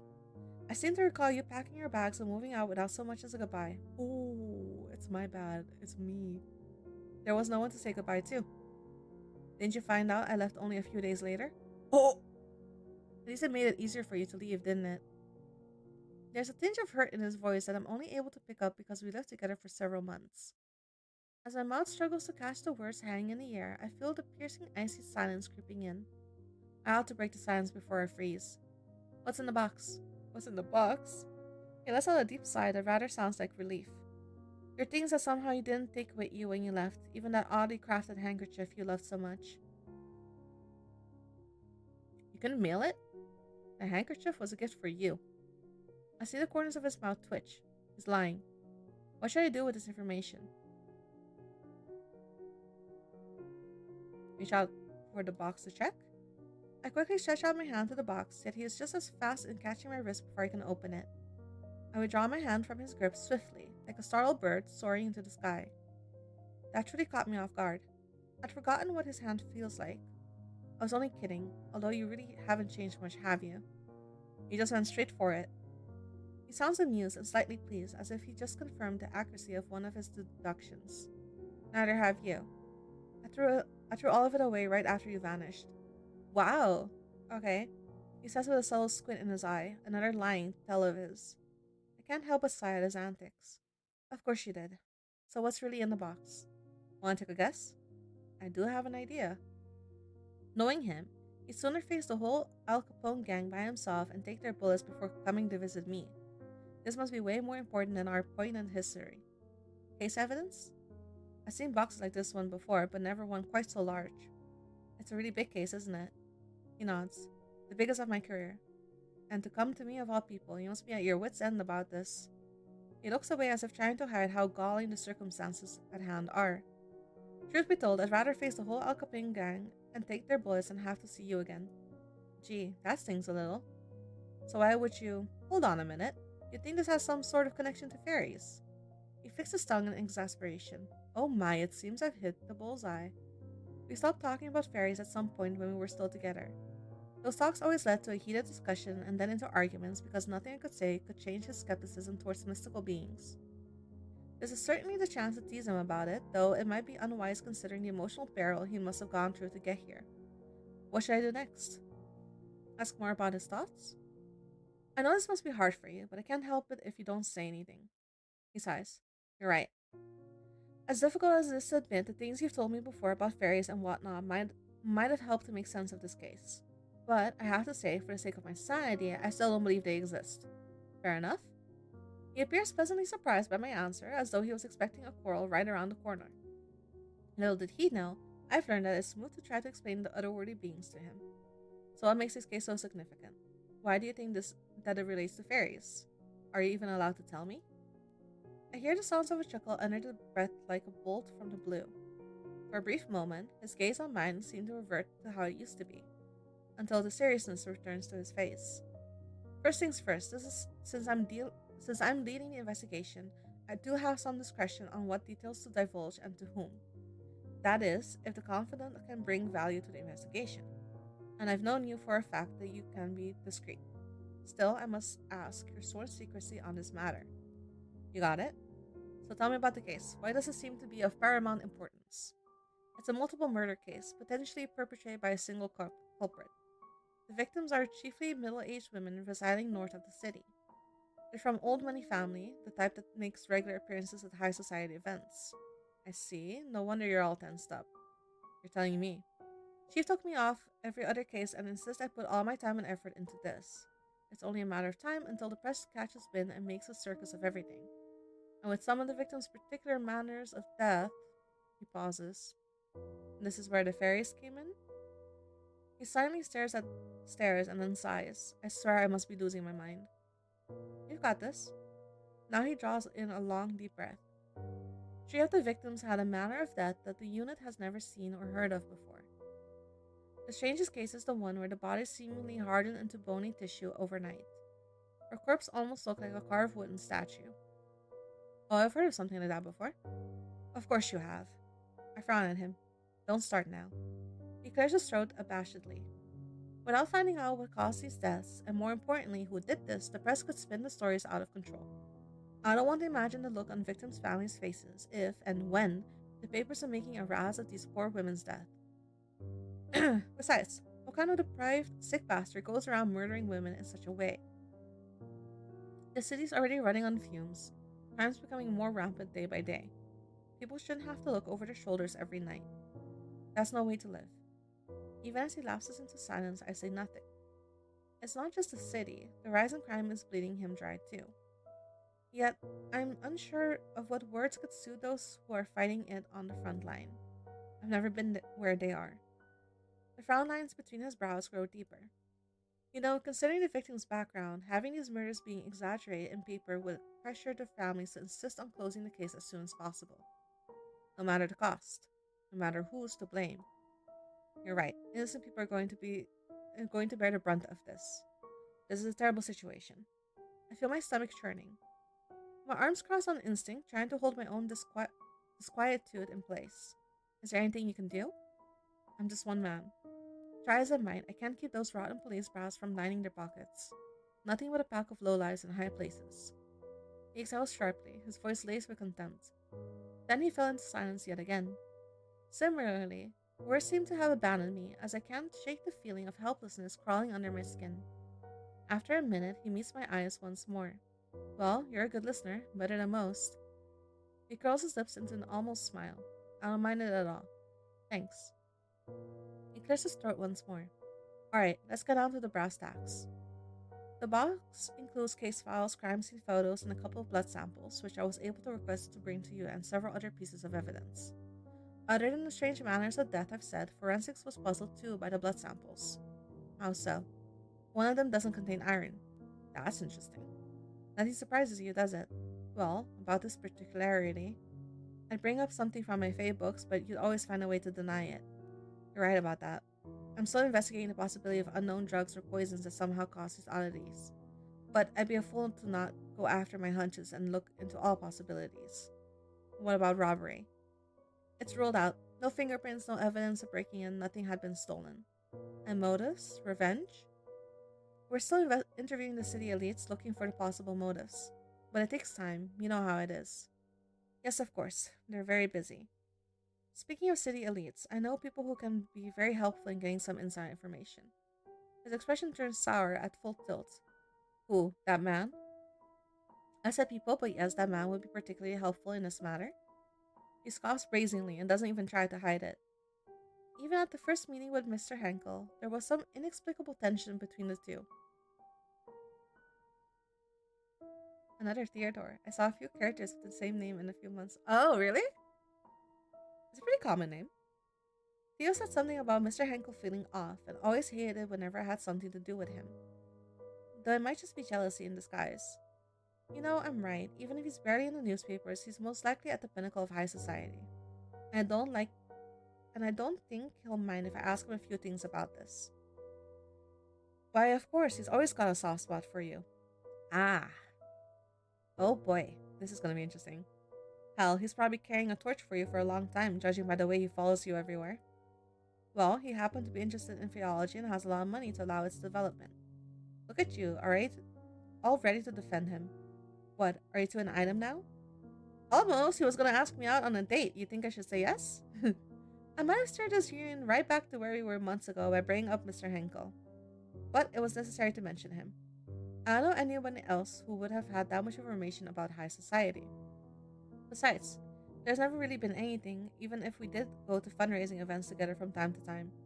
Oh no, that guy is into you. It was strictly business, on your end. Yet again, Theo seems to lose his reason whenever we talk about Mr. Henkel. I don't have the time or the energy to argue with him. What should I do?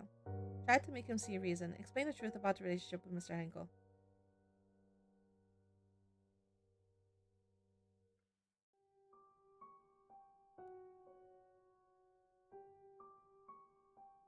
You guys aren't dating anymore. Does it matter? You came here despite everything. You knew you've got to do whatever it takes to solve this case. So do it. He's taken aback by what I said and plunges into his own thoughts. I swear, one of these days, he'll be the end of me. Fine. Just make sure you can keep it under his hat. A sigh in relief. I will. While we're on the subject of useful allies, you mentioned before about blood that doesn't contain iron. I can take the blood samples to the university chemist. She's good at what she does. And she's from a rich family. She might know some of the victims and their families at least. I'll trust your judgment. I take it this is your agreeing to help with the case? That's right. There are lives at stake. He does have a soft smile, as though in quiet agreement with what I said. Thank you. Well, if you think it'll be helpful, you can even ask the people you mentioned that they know what they know using the evidence items. But the case files are for your eyes only. Understood. He has fallen silent somehow, leaving an uncomfortable hush in the air once more. Suddenly, a realization comes to mind. Does this mean you'd be willing to hear about fairies? About Faeology? That depends. If this was indeed fairy doing, and if through your investigation you can provide solid theories on three things: the culprit, their methods of murder, and their motives, supported by evidence, of course. I'm strictly with the idea that there's a logical explanation, an earthly one, for now. Fair enough. I'd wager that you, no, we, have approximately 24 hours to get some sort of answer, and answers that make sense. I can feel the papers are close to getting the story. While you're investigating the lead, I'll look further into unusual drugs and poisons. How about a theologist? Do you dare take on this challenge? Do I?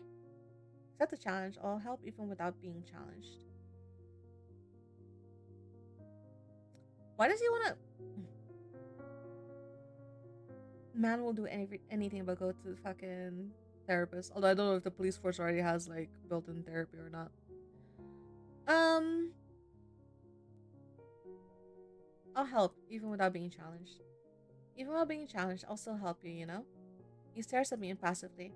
Of course I know. Well, if you need anything from me, you can just ring me. Very well.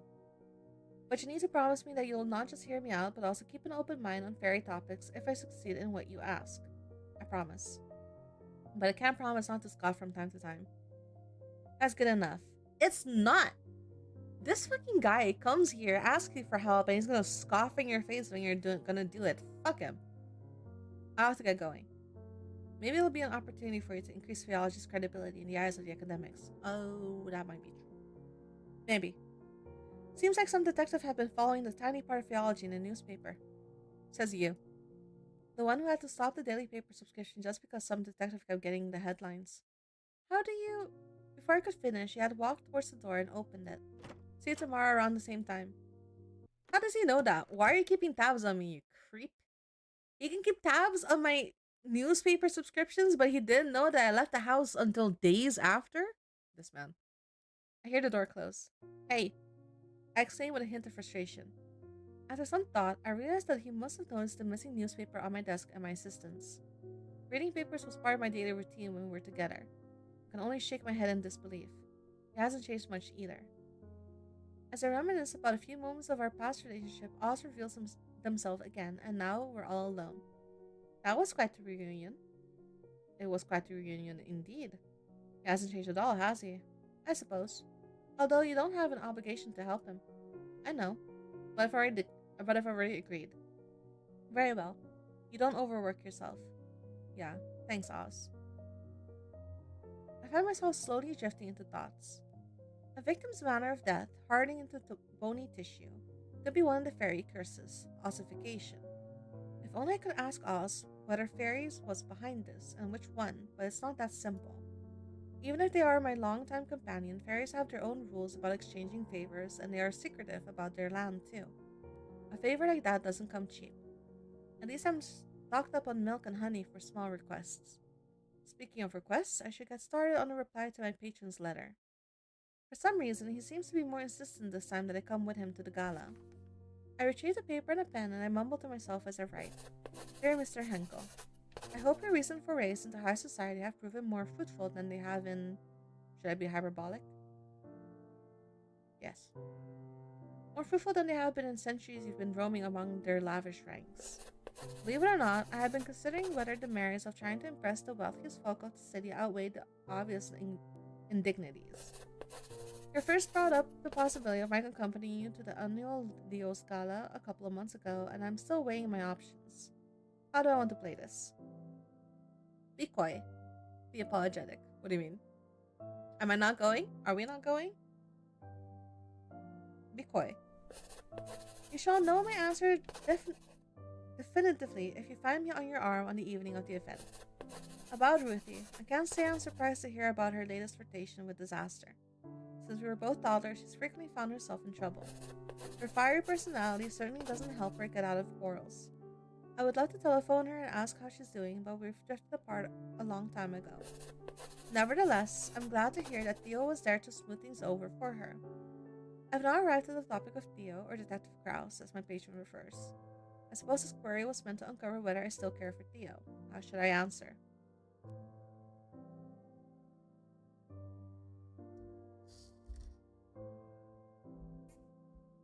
How shall we answer?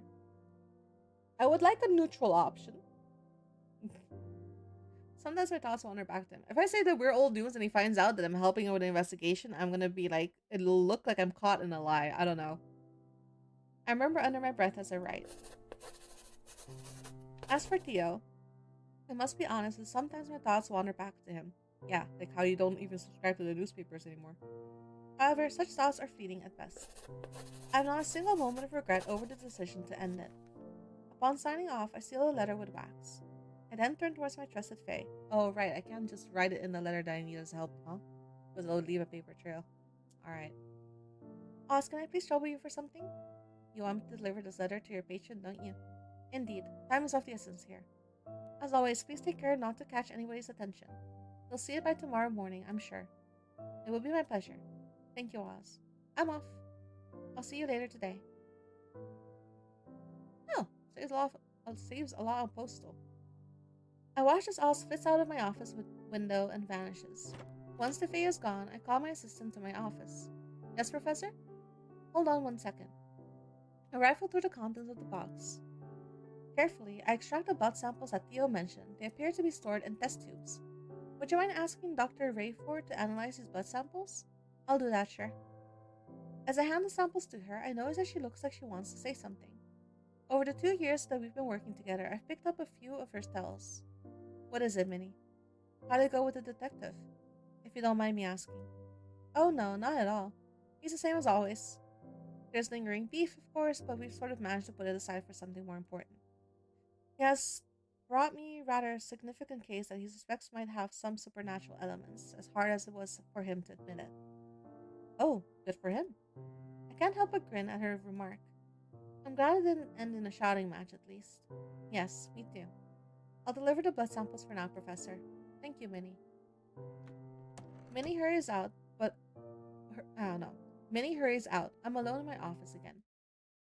Remembering the conversation about the case, I'm suddenly engulfed by unexplainable eerie feelings. I should start the investigation right away. Oh. Drag and drop items from the inventory to the desk. Okay. Select an item in the records, then press the icon to open the inspector and read inside you've gathered.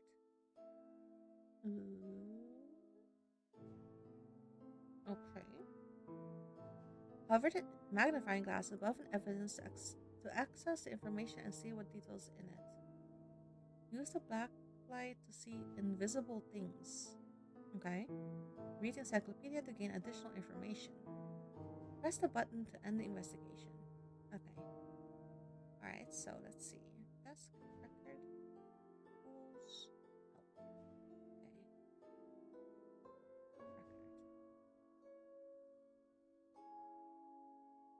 Record. Oh, that's what this is. Okay. Case file, what? Ooh, how do I open it?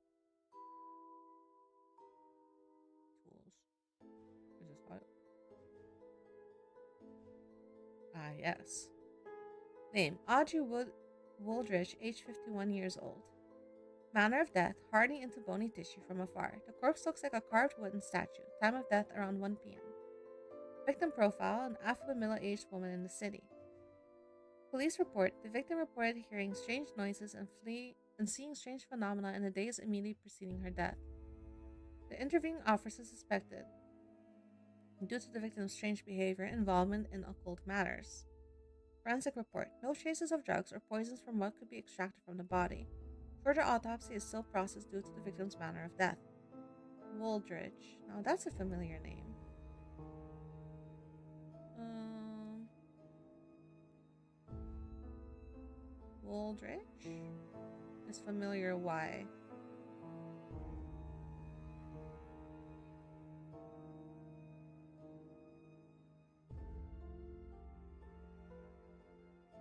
Ooh, I see. Okay, wait. Some Faeologists have applied Darwin's theory of natural selection to fake by putting them in the same genealogical line as insects, especially the lepidoptera group, which includes moths and butterflies, is supported by their similarities to each other. Beneath a special backlight, some species of spiderman can glow with having chemical known as phosphorus, which fairies also have. The similarities of fairy kind to insects as well as birds and others in the animal kingdom manifest in terms of the variance of fairy magic abilities. One magical skill possessed by some fae is transfiguration, which is similar to metamorphosis. Wielders of transfigurative spells can make themselves or fellow fae take on another form, including appearing human. Many high faes have heightened powers of suggestion through the emission of toxins capable of causing hypnosis or illusions. Although quite rare, some high faes can transform living beings into solid objects such as stone or bone. Another example of fae magic is invisibility, which is similar to camouflage. There may be other types of magical powers that have not yet been documented.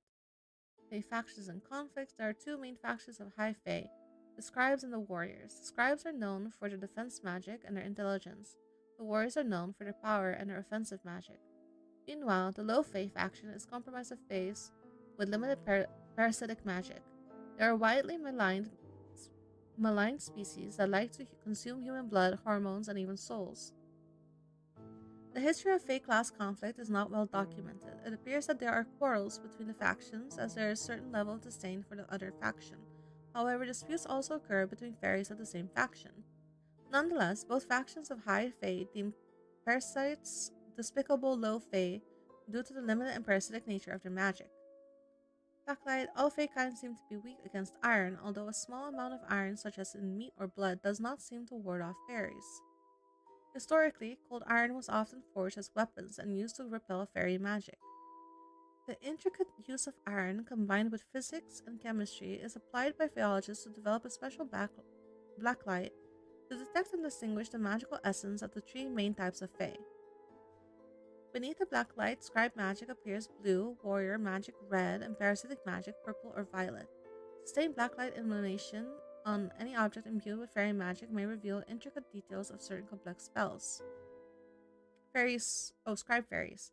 The scribes are high faes who are capable of expressing benevolence and kindness that is similar to human kindness, and they tend to be friendlier to humans. However, this kindness is only shown in the form of favor exchanges, and they do not go out of their way to help others like humans would.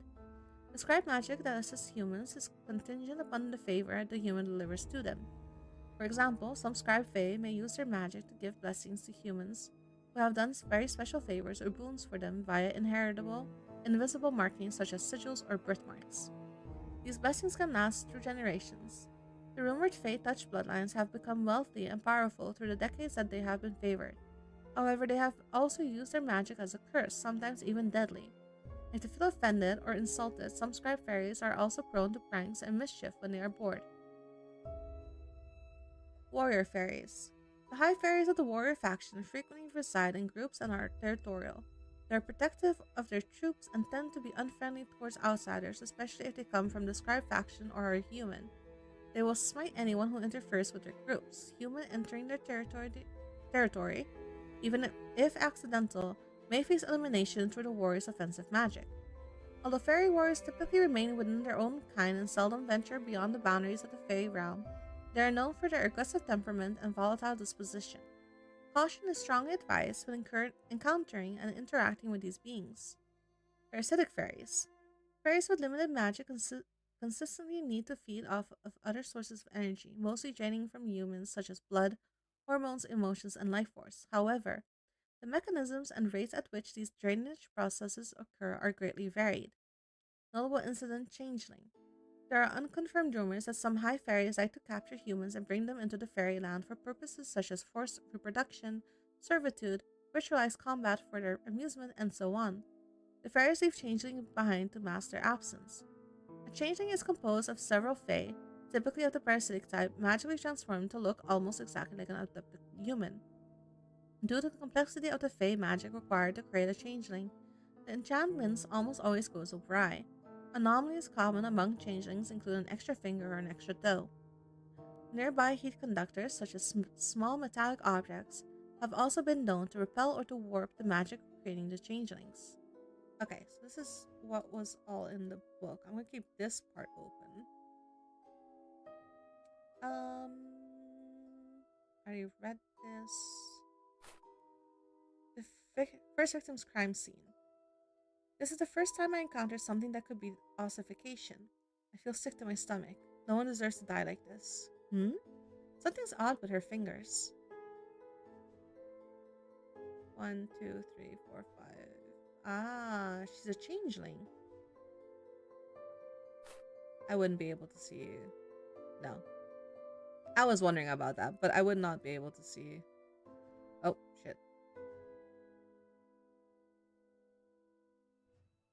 Alright. Put that over here. Put this. Can I put this back? I can. Okay. So she has an extra finger. Wonderful.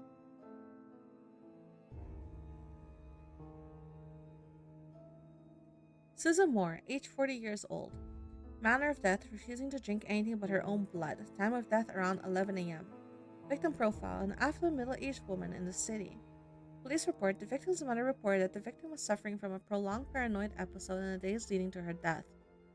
Especially the victim was acting erratically and saying strange things. Forensic report, despite the manner of death, there are no signs of dehydration or hemochromatosis, no traces of drug or poison. Blood type unknown, other blood-related investigations are underway. Blood does not contain iron. Okay.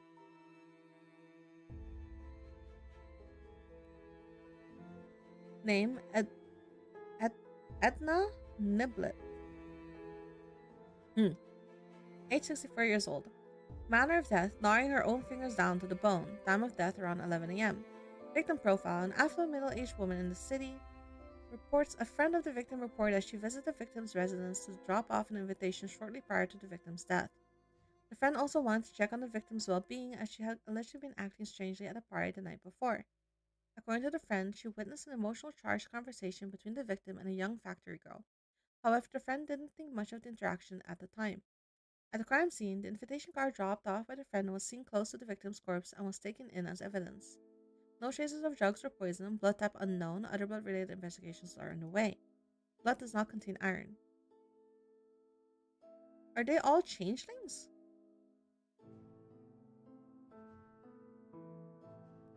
Name, Susan Moore, age 40. Manner of death, refusing to drink anything but her own blood. Time of death around... Oh, I already did this, didn't I? Yeah.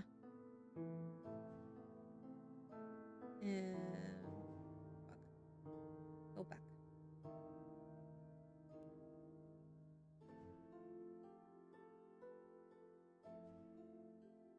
Ah, here we go. Mary Hatchett, age 19 years old. Oh, she's a lot younger. Manner of death, death from shock due to arsenic poisoning. Time of death around 6 p.m. The victim profile, a young factory girl. Oh, is this the same young factory girl that was in an argument with her? Despite not fitting the trend of the previous victim profile, she has been preliminarily included in this case because she was seen having a heated conversation with the third victim shortly before the victim's death. The victim's father described her as not acting like herself. In the days before she passed, shortly before her death, the victim visited the police station. According to the interviewing officer, she seemed to be on the brink of confessing something when a look of terror suddenly crossed her face. She then appeared to change her mind. She hurriedly left the station without saying anything further to the interviewing officer. Prior to death, the victim suffered from violent abdominal cramping followed by diarrhea and vomiting, consistent with the effects of arsenic poisoning. Traces of said poison can be found in blood type A and the glass she was drinking from near the time of death. Blood contains iron and other elements commonly found in human blood. So she's human,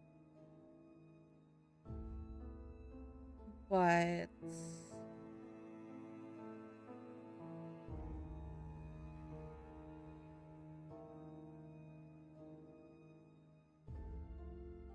The other one isn't.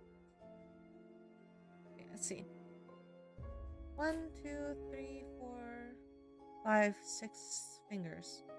It's the third victim's crime scene. Her fingers, I've seen corpses before, but never like this. There's another strange thing about her fingers. Hmm. So the middle-aged woman with the curls is the victim. I guess this elder man with facial hair is her father. The elder woman with the fur collar is her mother, I suppose. The other man in the darkest suit is maybe her brother.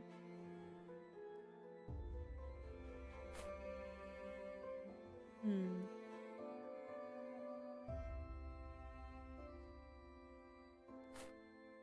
So this middle-aged woman in the collar blouse is the victim. I guess the elder man in the suit is her father.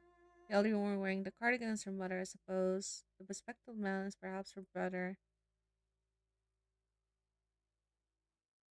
Hmm.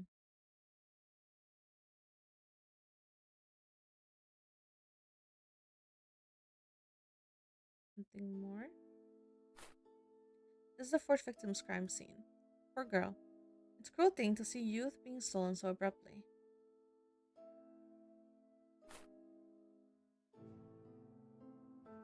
That's it? Okay. This seems to be the second victim's crime scene. Her complexion is not quite the pale hue of death, far paler than should be possible, almost drained of color. Hmm? Something's odd with her fingers. Does she also have? Yeah, she does. Hmm. Okay.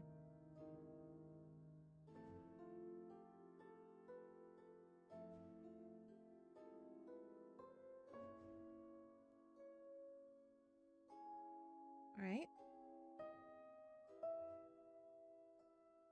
Never seen a coin like this. It looks rare. Oh? What's happening?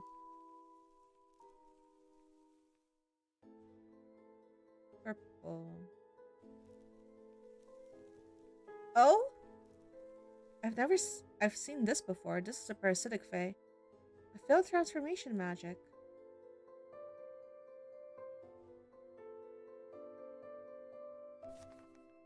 There's no mistaking it. The structure of the thorax, antennae curvature, elongated legs, they're exactly the same as the parasitic fae I cataloged several months ago. What's happened to you, poor fae? Of course, no response is forthcoming. Okay.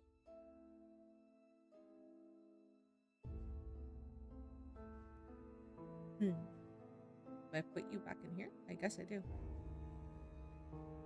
Okay. A wedding ring seems to be made out of gold. Purple.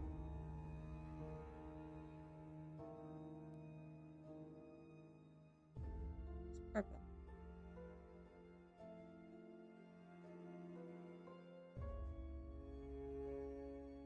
I have nothing to say about that. Why not?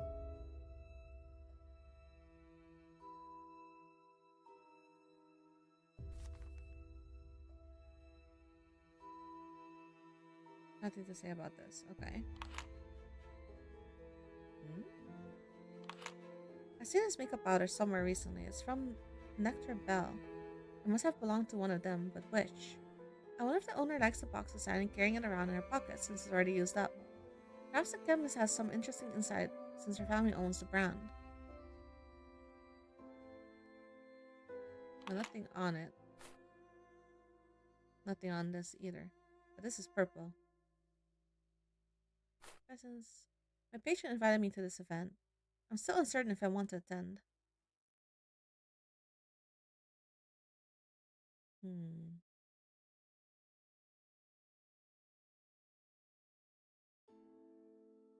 What is it? It's like all purple magic is parasitic magic, right?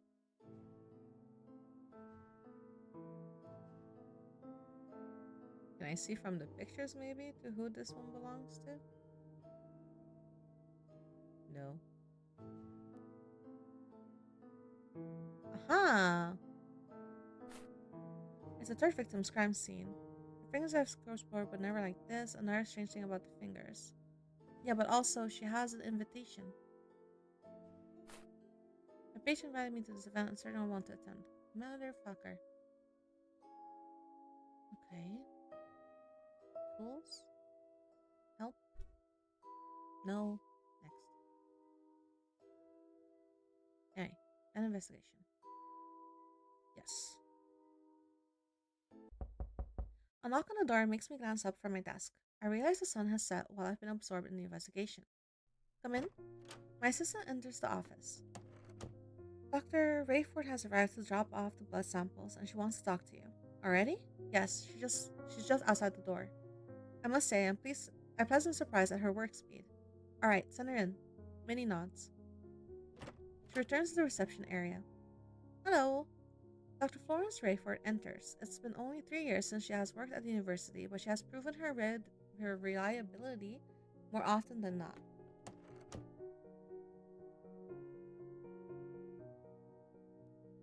Good evening, Professor. Good evening, Doc. Dr. Rayford hands over the blood samples. She also gives me her lab report. Here you go. Thank you. So what have we found? The most particular thing is that there is no iron in one of the blood samples. Say, is this fairy related? Her question prompts me to ask myself, to what extent of the case can I divulge to her? Theo did say that I may ask the patient of her or her for information using some of the evidence. Although she has knowledge of fairies and their curses, can she handle seeing crime scene photographs? As I return from my thought, I notice her voice has taken on a higher pitch. This is so exciting! Are you working with the police? Does this mean that we'll get better credibility in the eyes of the public? Oh my, we're going to be in the newspapers, aren't we? And not on the usual corner spots, too. Oh, I can hardly contain myself. It appears she took my silence as a yes. It's good that she's excited about the possibility of advancement for Faeology, but her cheerful disposition can sometimes be rather overstimulating. As if on cue, a knock on the door arrives to spare me. The specific sound is familiar, more familiar than when my assistant knocks. Special delivery. Mr. Henkel's hands are empty. And what, pray, might you be bringing for me? Is it you, or are you the special delivery, Mr. Henkel? If you wish to call me special, then I certainly won't stop you. But I did bring a box of huckleberry muffins for your office. He's an older dude. Minerva has instantly enamored by their butterfly scent. She's currently feasting on them. We can only hope she'll leave a muffin apiece for the rest of us. Oh, hello there, Florence. I didn't expect to see you in this office. Hello, Mr. Henkel. Fancy seeing you here. Although you do have a habit of making this office your sole stop on campus. She chuckles. That's just because this is where all my money went. A well-spent investment, nonetheless. He makes a retort at Dr. Rayford, but throws a subtle smile in my direction. How cheeky. So, Florence, what's been occupying you time as of late? She looks at me briefly, possibly wondering whether she should tell him about what she did for me. The usual manners, I suppose. I tried asking your father about you at the last soiree. However, he confessed he didn't have the faintest idea. You must tell me more about your chemical research one of these days. A colorful pursuit of you young academics thrill me to no end. You know I can't share all that much, Mr. Henkel. Unless of course you find yourself in a position to become the chemistry department's benefactor, then all their secrets are yours. A more playful giggle escapes her lips this time. I'm afraid if I'm all tapped out, financially speaking. Oh, I'm not buying that one, not for a second. He's selling fibs, isn't he, Professor? Well now, I certainly don't want to get in the middle of the money talk of the rich. I wish I had that information, Doctor. It would make proposing for research much easier, with a bit of a delicate leverage, naturally. Mr. Henkel laughs in amusement. I feel I should ask the reason he's here before this conversation takes an odd turn. On another note, Mr. Henkel, did you get my letter? Is that the real reason you dropped by? Upon recalling that I asked Oz to insert the letter into his mailbox only this afternoon, I'm about to retract his questions. Unexpectedly, though, he bows his head in assent. Your words have always had this immersive impact on me. Perhaps this is why you are such an efficient educator. Whenever I encounter your written language, I long to hear it spoken post haste. Are you putting a spell on your letters by any chance? I think you're the one with all the spells, Mr. Henkel. Your muffins, for one, have always been successful in getting Minnie's guard down. Oh dear, you two are making me blush. I suppose it's time I take my leave and let you both be. I'm due somewhere shortly, anyhow. Oh no, that might not be necessary. I can't stay long either. Mr. Henkel lapses into silence as he continues staring into my eyes. It's difficult to maintain eye contact with him, but even harder to look away. I wonder what I should do. I ought to discuss the case, but both of them seem to be in a hurry. Should I tell Mr. Henkel to return another day since I need to have an important conversation with Dr. Richford right away? Or should I dismiss the chemist and meet with my patron now? There are benefits to either choice. Soliciting Dr. Hayford's opinions on the case may be a good idea. She could share more insight on the chemistry side of the case. Her parents own a successful company that produces the powdered makeup in evidence. Oh, she could also show the social happenings among the wealthy elites. On the other hand, Mr. Henkel is also a viable candidate for the interview. His connections within high society know no bounds. Everyone seems to know him one way or another. He might know things Dr. Rayford doesn't. Since he has been funding my research for a long time, he's also more familiar with fairy topics. Whom should I interview?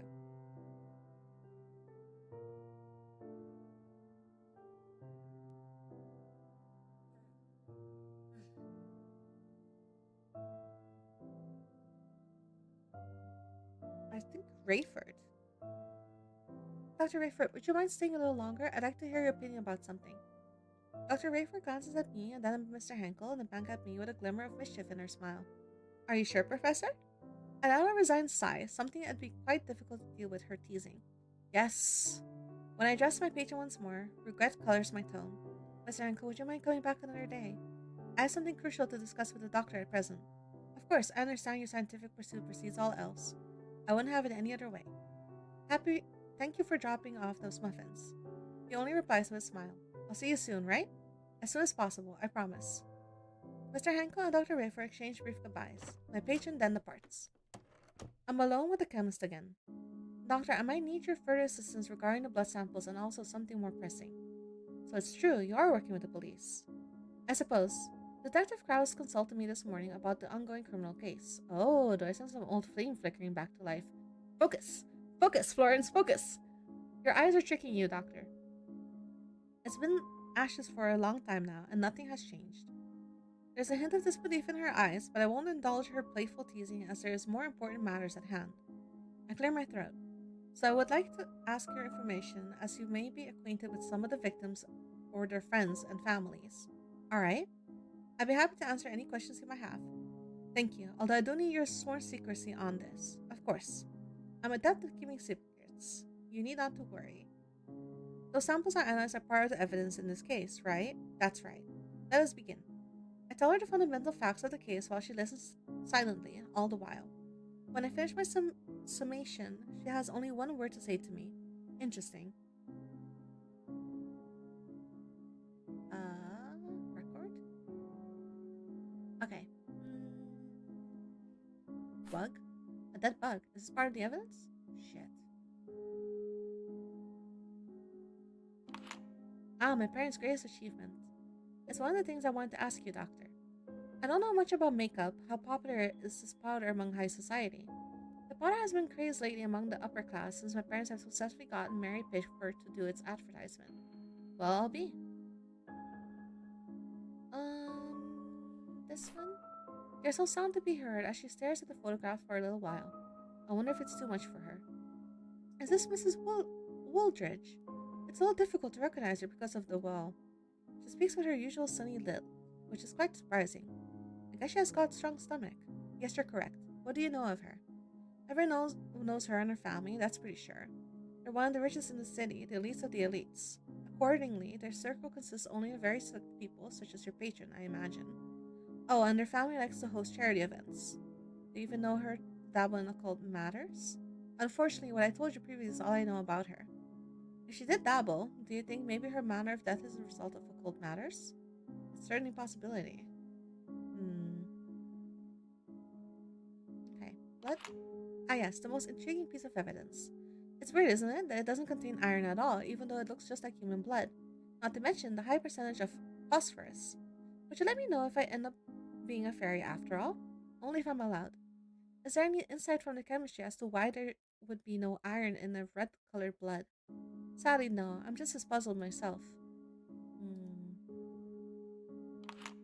I found traces of arsenic in the blood sample. Yes, that was reported by the forensic team too. One wonders who could have done such a thing to the poor girl. Actually, chemists do sell arsenic to common people to make their own weed killer and rat poison. I haven't done that in some time, not since the university contract. But I'm sure the detective has asked his henchmen to collect purchase records from chemists all over the city, don't you think? Maybe. I'm not sure. Oh yes, I know her, although I can't seem to recall her name. Mrs. Niblet. That's right. I saw her quite often at the auction, only going for rare coins. As usual, the winning bid was hers. I wonder if someone of those coins carried some sort of curse, since it came from God knows where. So the coin was hers. Hmm. Mrs. Moore. She seems to recognize the victim quite fast. We've met once or twice at a clothing store and exchanged a few pleasantries. Occasionally, I could see her and her husband at various dinner parties as well. They were a lovely couple. This found a photograph of the Wooldridges. Ah, yes, it was everywhere in the papers when her father married that famous and one of the most beautiful socialites. The other man is Mrs. Wolvert's stepbrother.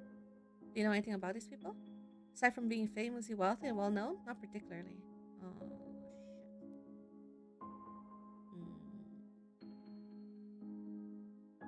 Do you recognize this? My, are you proposing to me, Professor? I'm afraid my heart still belongs to my late husband. Florence!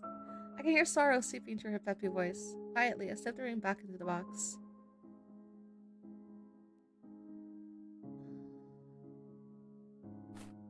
Do you happen to know this girl? Unfortunately, no, I don't know her.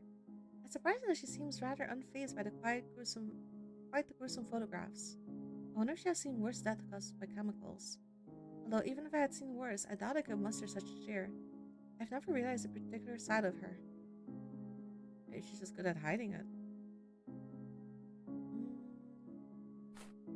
This is Mrs. Moore and her family. Could you tell me what you know of them?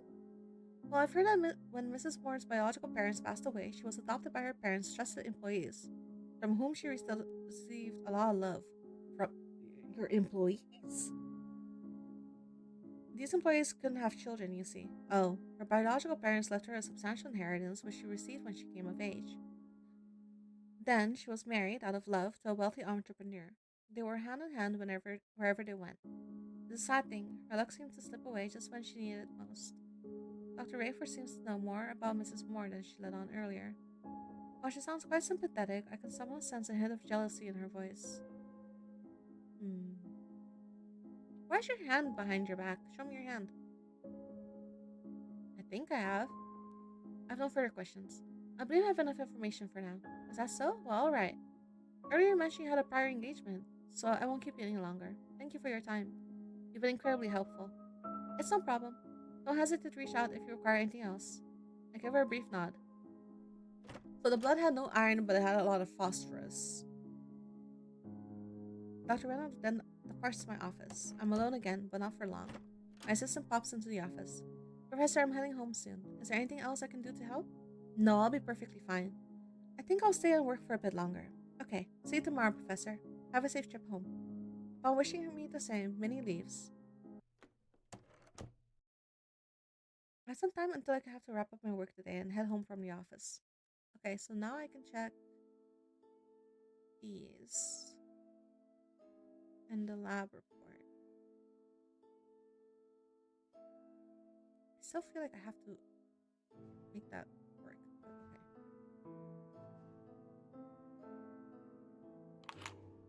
okay.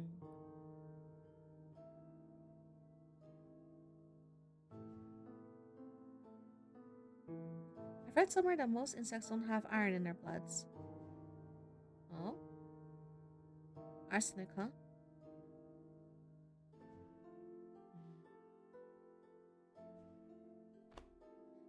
This is Dr. Rayford's lab report on the blood samples. The content is quite similar to the forensic report. While elements similarly found in human blood, such as phosphorus, carbohydrates, and some proteins, are found in the third victim's blood, it doesn't contain iron. Moreover, the amount of phosphorus found is in a higher percentage than that in human blood, making it possible for this to be the blood of a fairy. The fourth victim's blood appears to be normal human blood with iron present. Traces of arsenic are also found. Although there is some new information, I had expected the report to be more detailed. And again, I did ask her to finish it as soon as possible, and she delivered.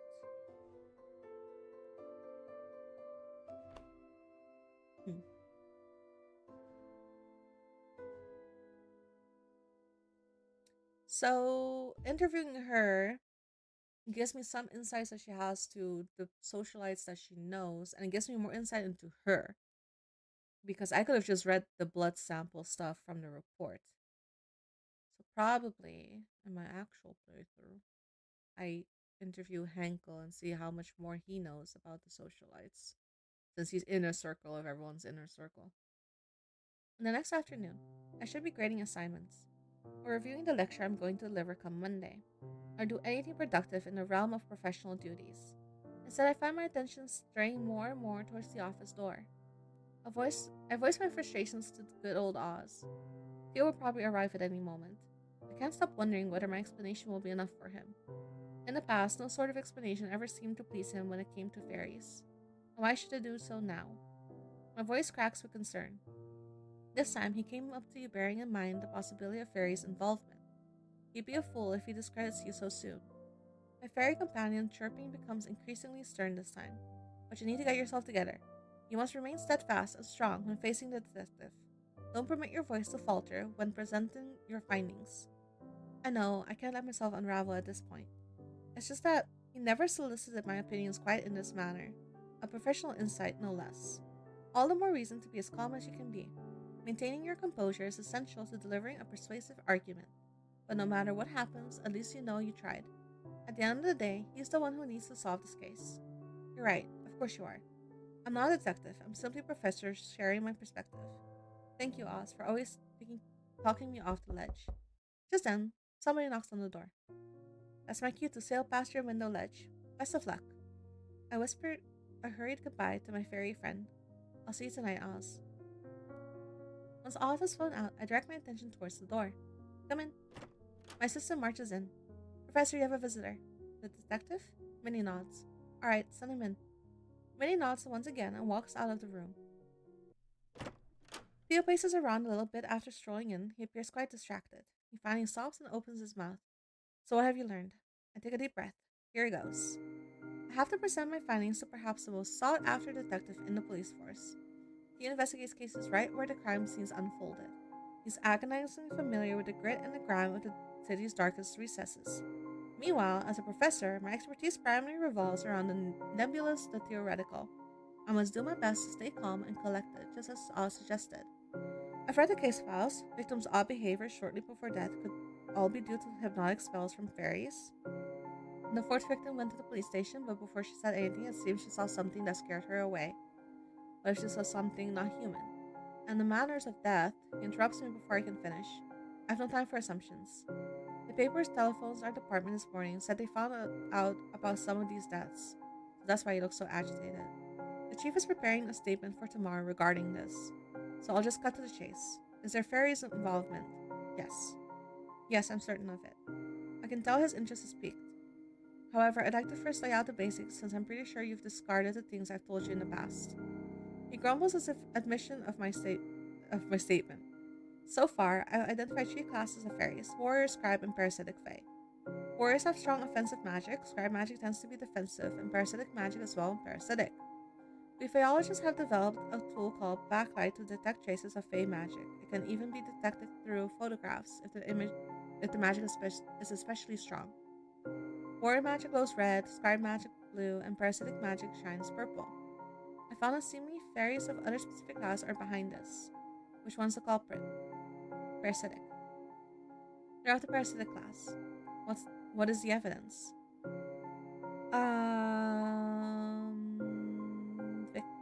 Third victim's blood sample.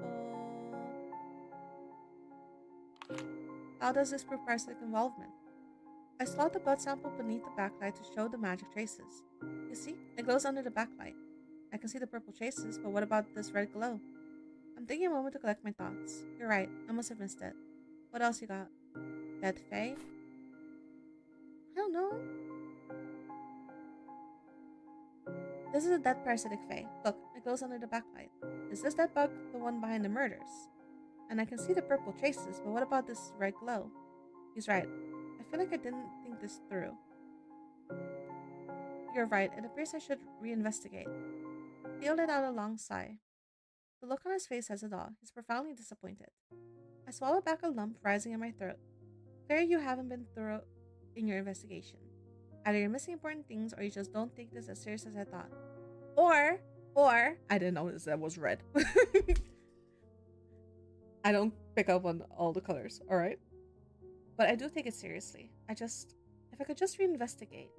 It's hard to get any sense out of my mouth. No words of mine could ease the way he sees me now. It doesn't matter. We're running out of time. I couldn't find proof of it being unusual drugs or poisons either. Even the most atypical drug don't cause the kind of bizarre hallucinations. No poisons could turn the whole body into heart and bones. His eyes narrow on me, full of quiet accusation. Honestly, I can't believe this. You've dedicated many years to the study of forensic Faeology, and this is all you have to show for it. What are you? I know you're clever, capable, and competent, but you ought to consider changing your field. You're not cut out for forensics. I feel like I'm starting to see red. I can't believe he's bringing up my profession this way. I know I messed up, but you just crossed the goddamn line. I know I tried my best, given the limited time, but he keeps hammering away. It hits me all over again how easy it is for him to make me feel really small. I'm just laying down the facts. He says it nonchalantly, as if he doesn't see the effects of his opinion on me. I can't do this anymore. My anger is beyond containment. I never want to see you again. Get out. Fine by me. I don't plan on ever coming back to this office anyhow. Upon picking up the box of evidence, Theo turns to leave. Don't let the door hit you on your way out. He slams it. I hope it hit him. I find myself striding restlessly in my room, seething with frustration. Perhaps this is for the best. After all, there's a reason I walked away, and it's all coming back to me. As I was studying my best to calm down, I realized something. I haven't explained Dr. Rayford's finding on the blood samples. How could it be fairy blood? And the significance of the scribe's sigils on prominent families. She gave me additional information too, on the victims as well as the popularity of the makeup. I didn't have the chance to tell him all that. Well, so be it. I'm not going to write him or telephone him. Perhaps I'll just write an anonymous letter to the homicide department. But first, I ought to finish grading the assignment that I neglected yesterday. It's been an hour and a half since I forced myself to get back to work, yet my anger hasn't subsided. Then it strikes me. I'm no more angry at you than I am at myself. How did I fail this? Why wasn't I thorough enough? Still, that doesn't give him the right to talk to me like that. I'm burying my face in my hands as I've realized that I've merely been spinning in circles. Professor, is this about time? I look up in her in shock. When did she get in? I knocked and waited for a minute. It then occurred to me that perhaps she didn't hear me. Oh, sorry. My mind is more than a little preoccupied. The detective had an intensely brooding expression when he left. I figured that the meeting didn't go well.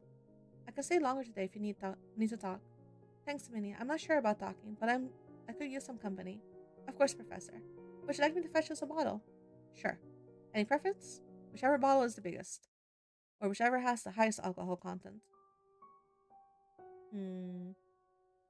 Ending 6. Bottle blues. Fuck. Return. Oh, wait. I didn't save anything. Yeah, okay. Return. New game. Proceed. Okay, can I skip through the stuff? Yes.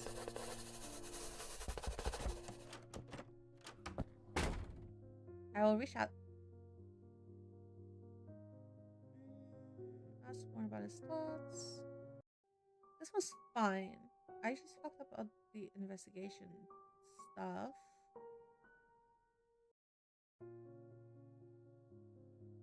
I'll help.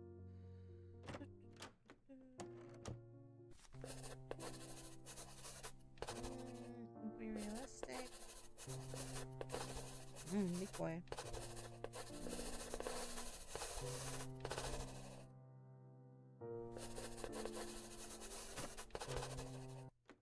Okay. Now we do the investigation. Was there red? I really don't remember. Okay. So I can tell on the pictures if there's Fey magic somehow. If it's strong enough. You would assume that this would be strong enough.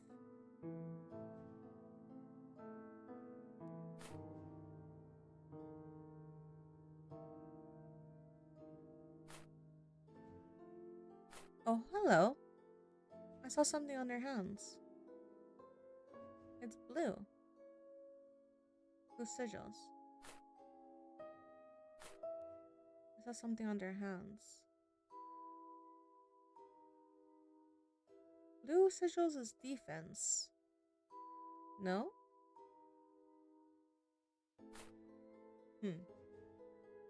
Okay. So they're using defensive magic, I think.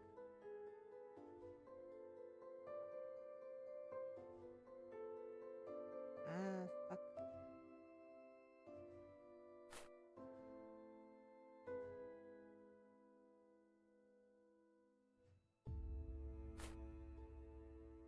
So they're changelings using defensive magic.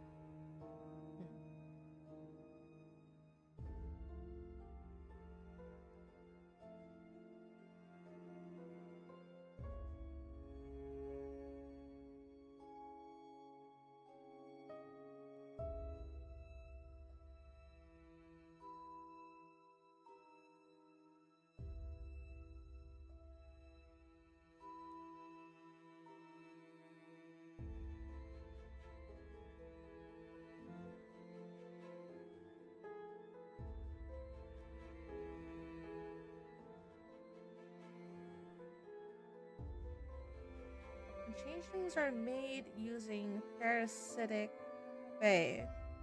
So it makes sense if there's purple in the blood. But not if there is red glow.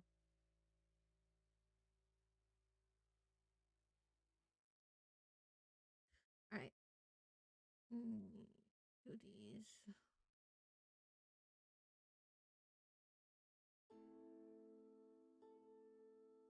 Okay, this is the one that I was invited to.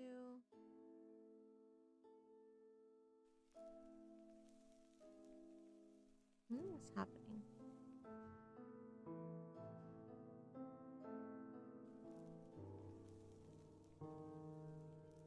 I've seen this before. It's a parasitic Fae, a failed transformation magic. I've seen this better. Make it somewhere else, not an electric bell. The owner of the box is not carrying it around her pocket since it's already used up. Perhaps the chemist was some interesting inside their body and owns the brand.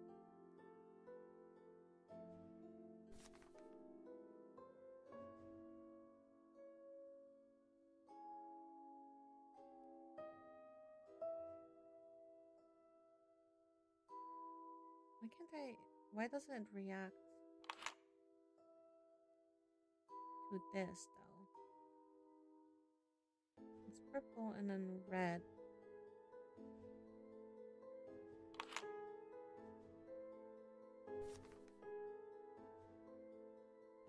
Everything has like a red hue, so they're being attacked by the by the by the other ones. Oops. Okay. Waste. Let me see.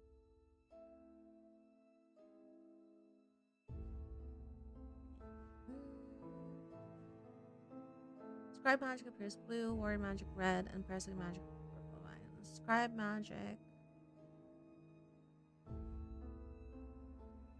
High fays are capable of expressing benevolence and kindness that is similar to human kindness, and they tend to be friendlier to humans. However, this kindness is only shown in forms of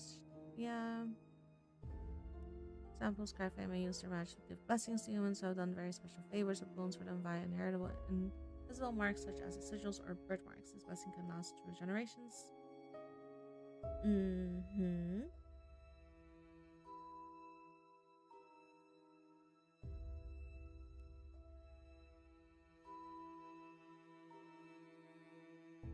It's a complex of the fae. Okay, and house almost always goes awry. Anomalies of clone changes include an extra finger and an extra toe. Nearby heat conductors such as metal have also known to repel or warp the magic, creating changelings. However,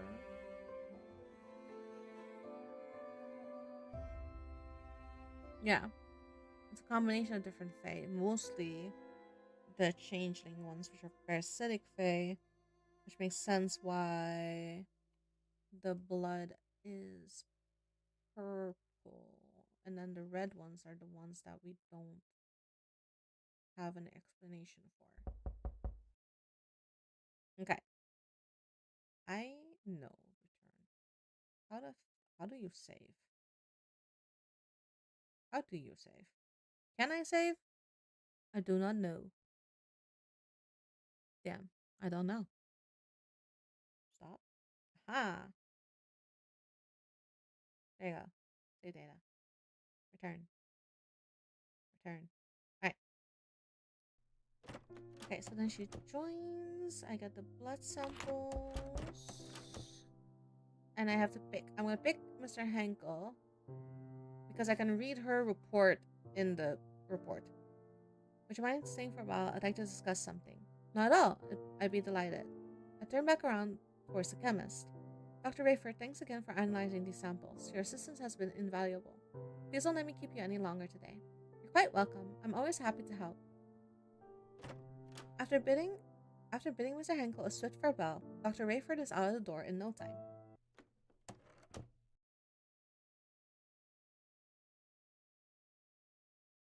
What do you want to talk about, my dear Faeologist?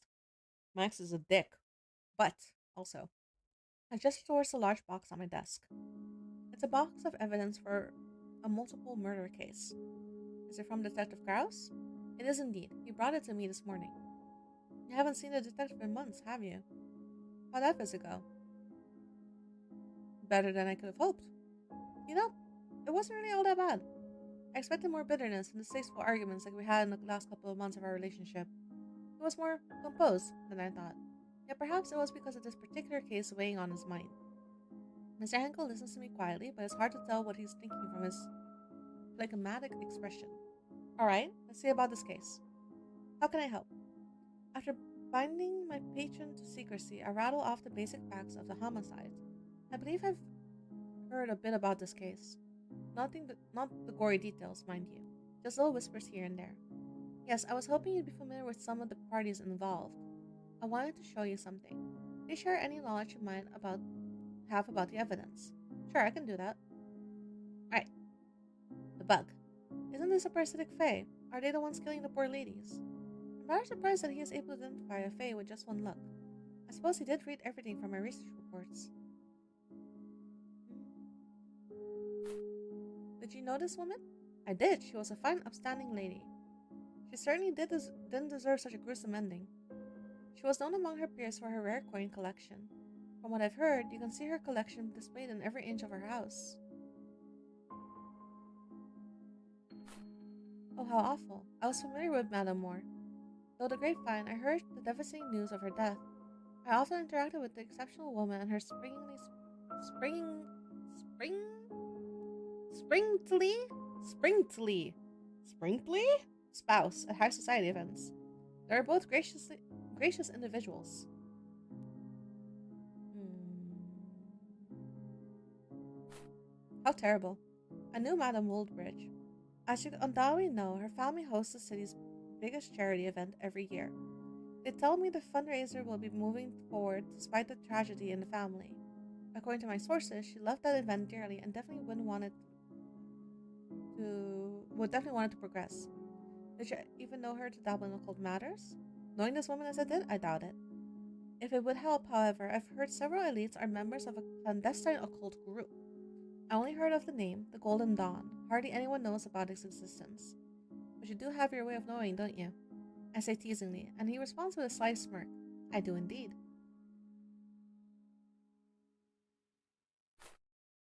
This is a photograph of Mrs. Moore and her family. Can you tell me about the people in the picture?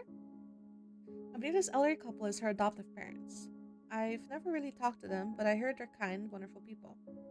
Biologically, Madame Moore was born as a so-called miracle baby to a wealthy parent of advanced age. When they passed away, she had no other family members by blood. She was thus adopted by a middle class couple who were trusted employees of her biological parents, or so I've heard. Upon coming of age, she received her sizable inheritance and wedded a recently rich entrepreneur of humble origin. This is her widower in the photograph. He's said to be extremely close to his parents in law.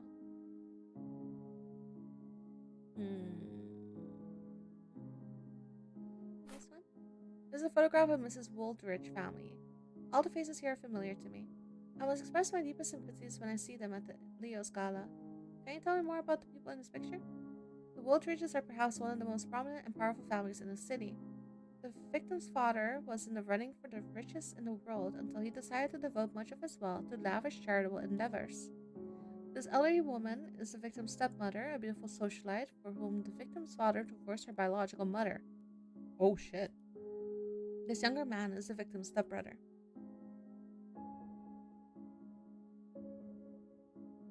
Oh shit. Do you know her? You wouldn't know her. No, I've never seen her before. Whoever this girl is, I express my serious condolences. This is the first time Mr. Henkel and I are talking about something this gruesome, even though I've known him a long time. Yet, as he spoke his condolences while seeing the corpse's photograph, his face remained blank, as if the words never reached his expression. His eyes didn't even flinch. How odd. I wonder if this lack of empathy is just a trait of being in the upper class. Yes. My mind, this is very bold of you. Are you sure you want to be bound to me forever? Says you, asking that question knowing full well this ring isn't mine. He laughs wholeheartedly. So whose is it? Mrs. Moore.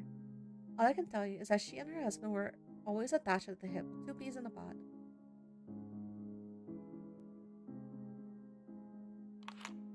Is this the one from that popular brand? Nectar Bell. That's the one, although that's all I know about it. Ah, okay. Why are you showing me this invitation? Is this your way of confirming that you'll be my date? Should I lock it down? Fuck it, confirm the date. Yes, let's do it. Perfect, I'll pick you up here tomorrow. If I go, then I have a reason to go. Oh, I see, this is interesting indeed. I can see why the detective came to you with the case. I'm sure Florence knows more than to about the friend. Okay. Thank you. Confirm. Enough further questions. I believe I have enough information for now. Already? Yes, Mr. Henkel. Earlier you mentioned you had a prior engagement, so I won't keep you any longer. Thank you for your time. You've been incredibly helpful. I'm delighted I could be of assistance. Reach out to me if you need anything else. I'll see you soon, yes? I give him a brief nod. Mr. Henkel then leaves my office. I'm alone again, but not for long. My assistant pops into the office. Professor, I'm heading home soon. Is there anything else I can do to help? No, I'll be perfectly fine. I think I'll stay and work for a bit longer. Okay, see you tomorrow, Professor. Have a safe trip home. Upon wishing me the same, Minnie leaves. Okay. I have some time until I have to wrap up my workday and head home from the office. I want to check this real quick again. Faith factions and conflicts. They all have conflicts with each other and with each other. But they don't like the parasitic ones as much as. Okay, wait. Scribe magic appears blue, warrior magic red. Okay, scribe. This is humans. For example, some scribe fae may use their magic to give lessons to. Okay, bookmarks. How to deck is favored. Especially refers with their group. Humans and their enemy for offensive magic.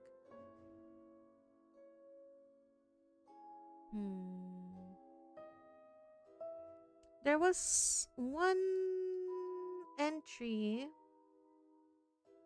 that spoke about healers of transforming cells can make themselves of elevating on the term, including appearing human. Transfiguration, okay?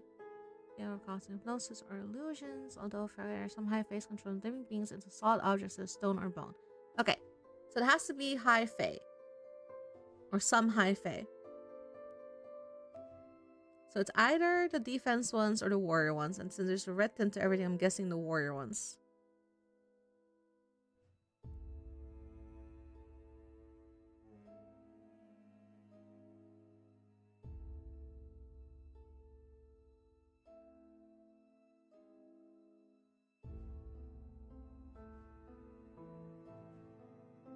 I'm guessing the warrior ones.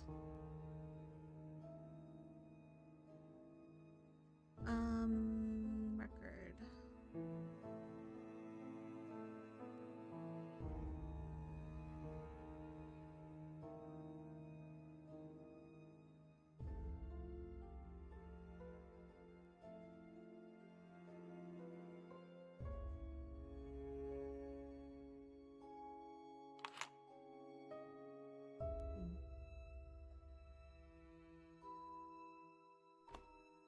So rapid blood samples, got some report, carbohydrates.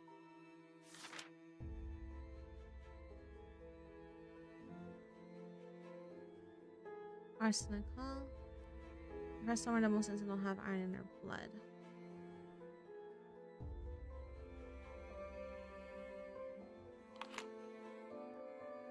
I'm going to assume it's the other one then. The red one, the warrior ones. It's the next afternoon. I should be grading assignments. Our review lecture is going to deliver on Monday. Alright. Yes. I'm certain of it. I can tell his interest is piqued. However, I'd like to first lay out the basics since I'm pretty sure you've discarded the things I've told you in the past. Okay, so far we've done the three cases of fairies, warriors, crab, and parasitic fae. Warriors have strong offensive magic, crab magic tends to be defensive, and parasitic magic is well parasitic. We Faeologists have the spell tool called backlight. Okay. We found the simmering fairies ones that are behind us. Which one is the culprit? The warriors. They're of the warrior class. What is the evidence? Oh. Shit, I clicked the wrong thing. Fuck.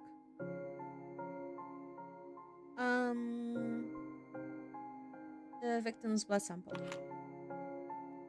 I saw the blood sample beneath the backlight to show the magic traces. You see, there's a glow of purple and red under the backlight. How do the purple traces or parasitic magic, as you say, have no part in this? The blood is fairy blood.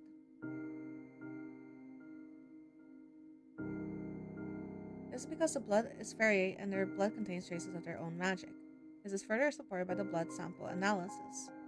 Fairy blood has high content of phosphorus, just like reported. Adding to that, the missing iron. Fairies have an aversion towards iron. They don't have it in their blood. They can still, however, withstand the iron in human blood.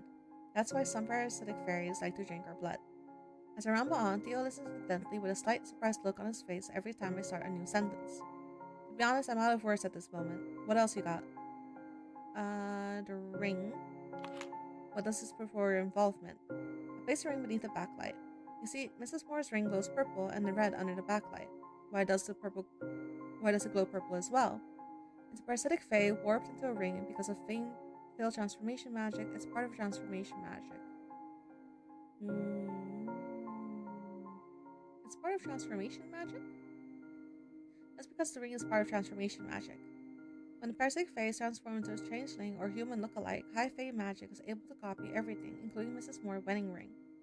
There's sudden silence in the air as Theo's eyes bind in concentration. What the hell are we dealing with here?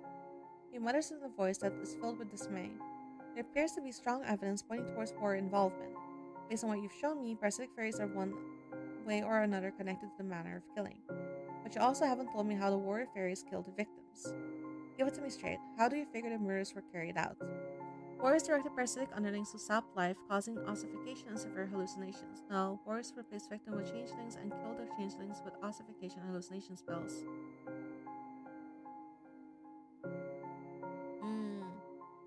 Warriors' ossification and hallucination spells killed the victims and nearby parasitic fae.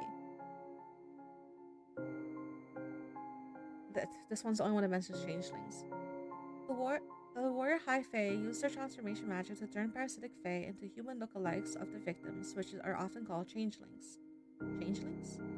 I take out the crime scene photographs with middle-aged victims and lay them out on the table. Using them with a magnifying glass, I show the oddity in the victim's hands to Theo. This is one of the possible anomalies that is likely to happen due to the complexity of transformation magic used in creating changelings. As famous as these ladies' families are, it would have been a big thing on the papers if they had 6 fingers from when they were children. I don't seem to remember anything like that in the newspapers, do you? No, me neither. Theo looks away as though trying to remember all the newspapers he has read. It also explains the missing iron in the blood samples since the corpses are not human. I wait until Theo meets my gaze again before continuing.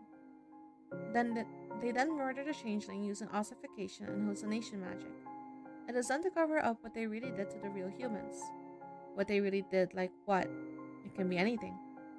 The real humans might be kidnapped to the fairyland, destined to wed certain fairies and bring forth offspring, or be employed as slaves, or tortured for amusement until they die.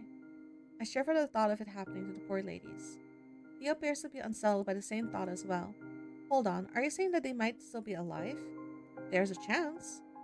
Yet the realm of the fairies are still an enigma, even for those who study their kind. The Faeologists in the university have barely met any living fairies. You're aware of how fresh the field is within an academia, aren't you? Theo nods.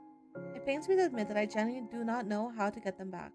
I will keep trying nonetheless.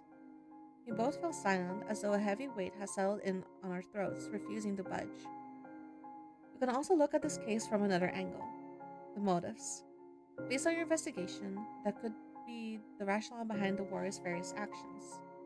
It's difficult to pinpoint the reason why fairies do what they do since they don't follow human rules or morality. However, I found that warriors are targeting people blessed by the scribes, warriors murder parasitic fairies because they are despicable low fays, warriors' hatred towards humans may be the cause. Blessed by the scribes.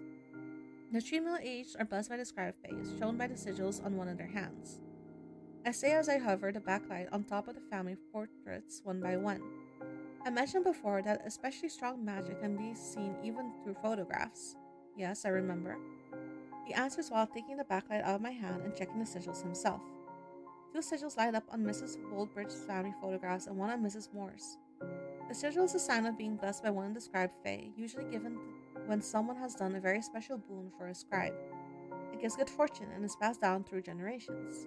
As you know, the middle-aged victims and their families are old rich families that have stayed on top for many decades. That's how strong the magic is. Mrs. Moore was adopted, that's why it's only her who has it.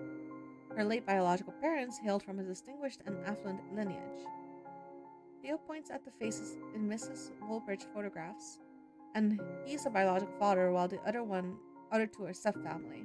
I nod at him. I'm positively sure. Should we check into Mrs. Niblet's family photographs, she and her children would display the same sigils. I'll see what I can do.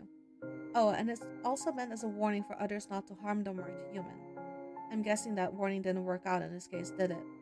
No, it didn't. Well, I suppose this does make sense if it's a pattern. Yes, this might be targeted murders. He then casts a glance my way with an air of satisfaction around him and breaks into a smile. Good job.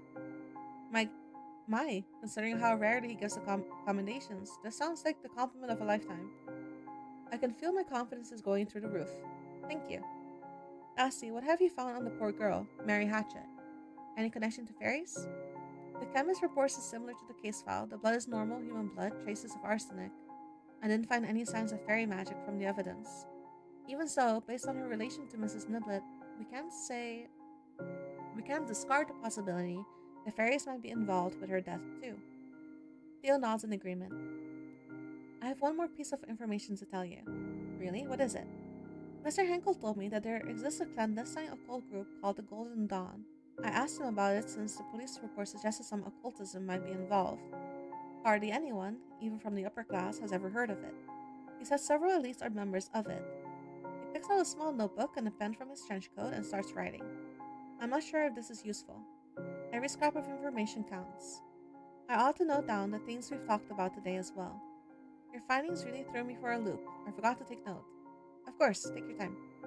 While Theo was writing, I tidied up my desk and put the evidence back in the box. Anything else you got? That's all I have for now. He puts his notebook and pen back in his coat. When I gaze upon him, his expression seems to straddle the line between being pleased and puzzled. Then a deeper crease forms between his eyebrows. I tell when he is trying to connect the dots in the information he just got. I suppose there's some evidence for fairy involvement, but there are in bits and pieces. I certainly can't predict how the papers will handle the information we've got so far, though this might just be enough to keep the investigation going.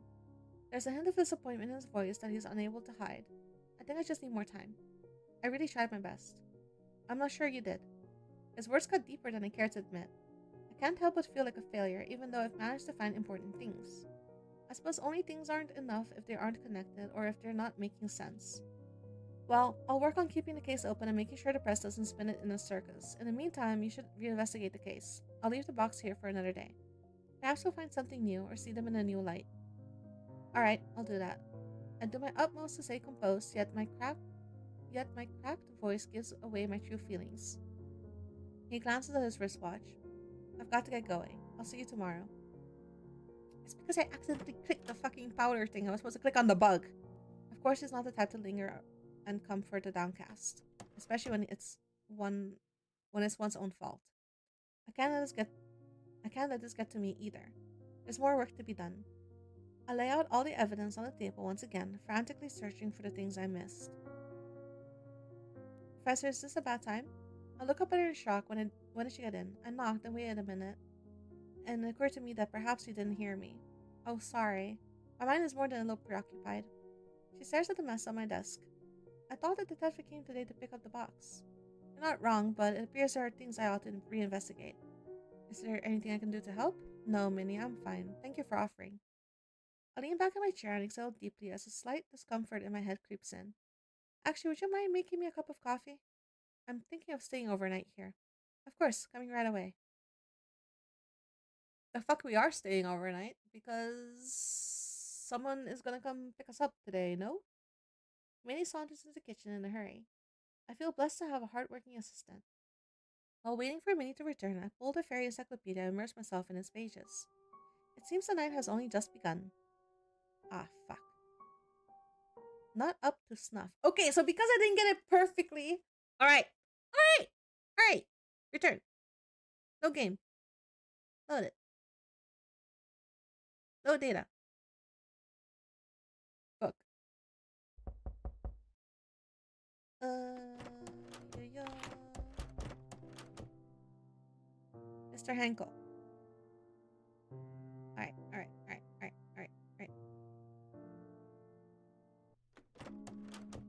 Better than I could have hoped. Okay. Record.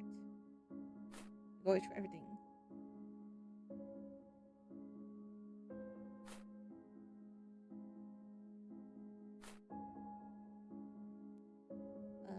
This one, she's not. This is the first time that my son is gruesome and I know for a long time. Okay. Yes. Yes. Yes. He didn't know anything about this. This. This. Confirm the date. Yes, let's do it. These he didn't know anything about. This one. Okay. An interview. Confirm. Right. Well, again, but not for long. Pops in. Do the help. No. Alright. So. Records. We're gonna look at everything again because I don't 100% remember what all I looked at. We're gonna look at all the pictures again, so I'm sure that I have the sigils marked.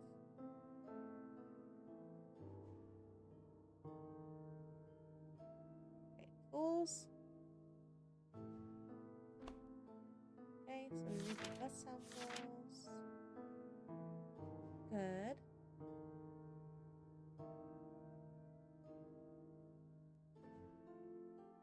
That's purple, that's purple. Wait, what's that on her hand? I saw something on their hands. Alright. Okay. So, put them all back.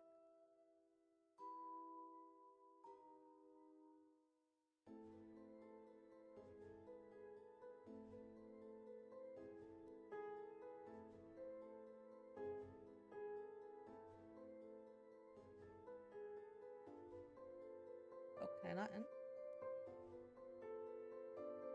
Okay. Pretty sure I have it all. And confirm. Alright, so no. Save. Save it here. Save. Return.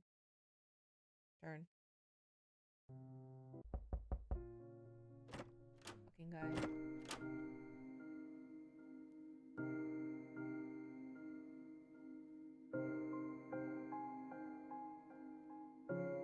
Okay.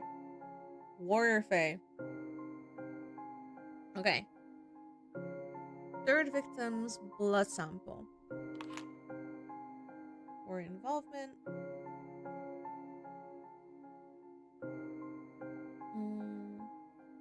The blood is fairy blood. What else you got? Dead Fae. How does this prove warrior involvement? I put the dead Fae beneath the black light. This is dead Fae parasitic Fae. Look, it goes purple and red under the backlight. I think their bodies still glow even after they're dead? Correct. It takes a little while until their magic is fully dissipated from the corpse. Honestly, looks just like a normal bug to me. Hold on 1 second. I turn to the shelves and pick up one of the boxes containing a deceased insect from my ongoing research. I open the lid and show it to Theo. I found this one dying just yesterday. It died shortly after. Swiftly, I put it beneath the backlight. A normal one doesn't glow, you see? Theo's expression is a blend of amusement and bewilderment. Quite interesting. How does it end up there? I feel transformation magic, a parasitic fate that fed off the victim's life source, which became a casualty of murder. No, failed transformation magic. It's a parasitic fate that got warped by a coin due to a transformation magic going awry. The coin in the evidence turned into this when I put it under the backlight long enough, essentially revealing what it really was. The third victim, Mrs. Niblet, what about her? Mr. Henkel said she had her numerous coin collection displayed in all the rooms in her house. That particular coin must have been nearby when she met her fate. I can see a feeling of unease reflected in Theo's expression as he stares at me. I need a moment to digest all of it. I nod and take a moment to arrange the box neatly before placing it back on the shelf. What else you got?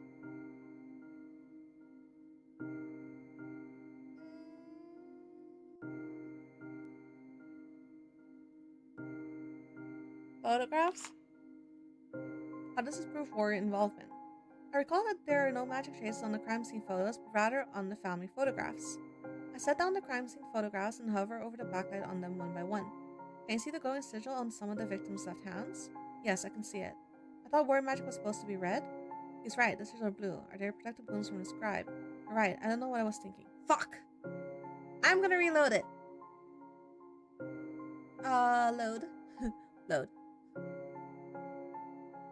Load data. I thought the ring wouldn't be the thing because it's the same as the insect, is what I thought.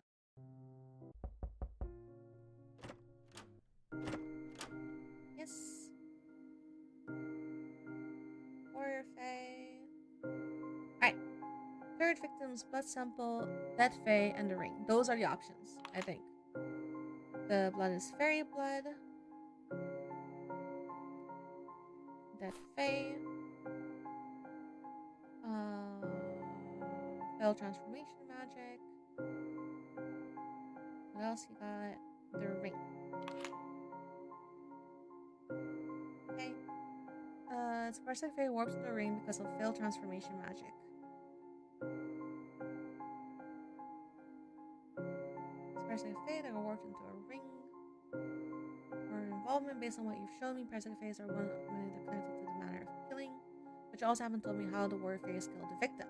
Give it to me straight. How do you figure the murders were carried out? Warriors place the victims with changeling and kill the changeling with ossification and hallucination spells. These warriors are targeting people blessed by the scribes. Even so, based on our relation to Mrs. Niblet, we can't discard the possibility that fairies might be involved with her death too. Theo nods in agreement. I have one more piece of information to tell you. Really, what is it? This is the clandestine cult information. Start writing, information counts. That's all I have for now. He puts his notebook and pen back in his coat. He is a sigh so heavy I can believe he has the weight of the city on his shoulders. Even so, when he looks at me, there's a glint of something that wasn't there before. His fleck of illumination is all the more stark since we've started this discussion. It's hope, perhaps. A tiny delicate thing is blooming in the room to counteract the overwhelming darkness and despair outside. I always knew you were clever. Fuck you, you've yelled at me twice. I only had one mistake the other time. Bitch, you can't even solve the case on your own. Even though I feel there are still some missing pieces to this puzzle, you've done well. I'm quite impressed. Thank you, Theo. He answers with a soft smile. Well, we've still got our work cut out for us. But at least for now, innocent people won't get thrown into jail thanks to you. I'm glad I could help. Now I just need to convince the chief and the papers. Thing is, I might have to bring up your name in my report. I can't predict how the papers will handle this, but it's possible they'll mention you in Faeology. This is good for your field, of course. But I could draw unwanted dangerous attention your way. Yeah, like from the fucking Red Fae. I'll be fine, Theo. I can protect myself. The fuck we can. This is what the field needs. Indeed, you're more than capable of taking care of yourself. I know that very well. I do appreciate you worrying over me. Theo's concern seems to fade, and he lets out a sigh of relief. Well, this day's certainly been a ride. He glances at his wristwatch. I still got time until I have to get back to the station. Fancy a drink with me? You can tell me more about fairies. I'll listen with way less judgment this time. Just like I promised. I don't know if that's a good idea. Oh, I get it. Besides, I must honor a prior appointment with somebody else. Alright, I better get going then. Be sure to take care of yourself. Same goes for you. Just as the detective is about to leave, my patron arrives at the door. Oh, of course. Fancy seeing you here, Detective Krause. Even as Theo continues to glare, Mr. Henkel's eyes are steady on mine. Are you ready to go? In a moment. I just have to finish grading these assignments. I will take 10 minutes at most. I'm happy to wait. Anything for you. There's a slapping sound as Theo leaves the office just then. After he departs, I focus on the assignments for grading. The only noise that can be heard in the office is the rustling of papers. Mr. Henkel then breaks the silence. Are you looking forward to all the exciting funding opportunities we can potentially snag at this event? I'm not looking forward to rattling my can and waiting for coins to drop. You know I'd never let you beg. As long as you're with me, you'll get things done with dignity. You know what I'm most excited to see? Or taste rather? What? The free-flowing champagne. The fundraiser will have that, right? Of course, that's a given. I have a lot to celebrate tonight. Oh? You have to tell me everything as soon as possible. I will, I promise. Although, oh?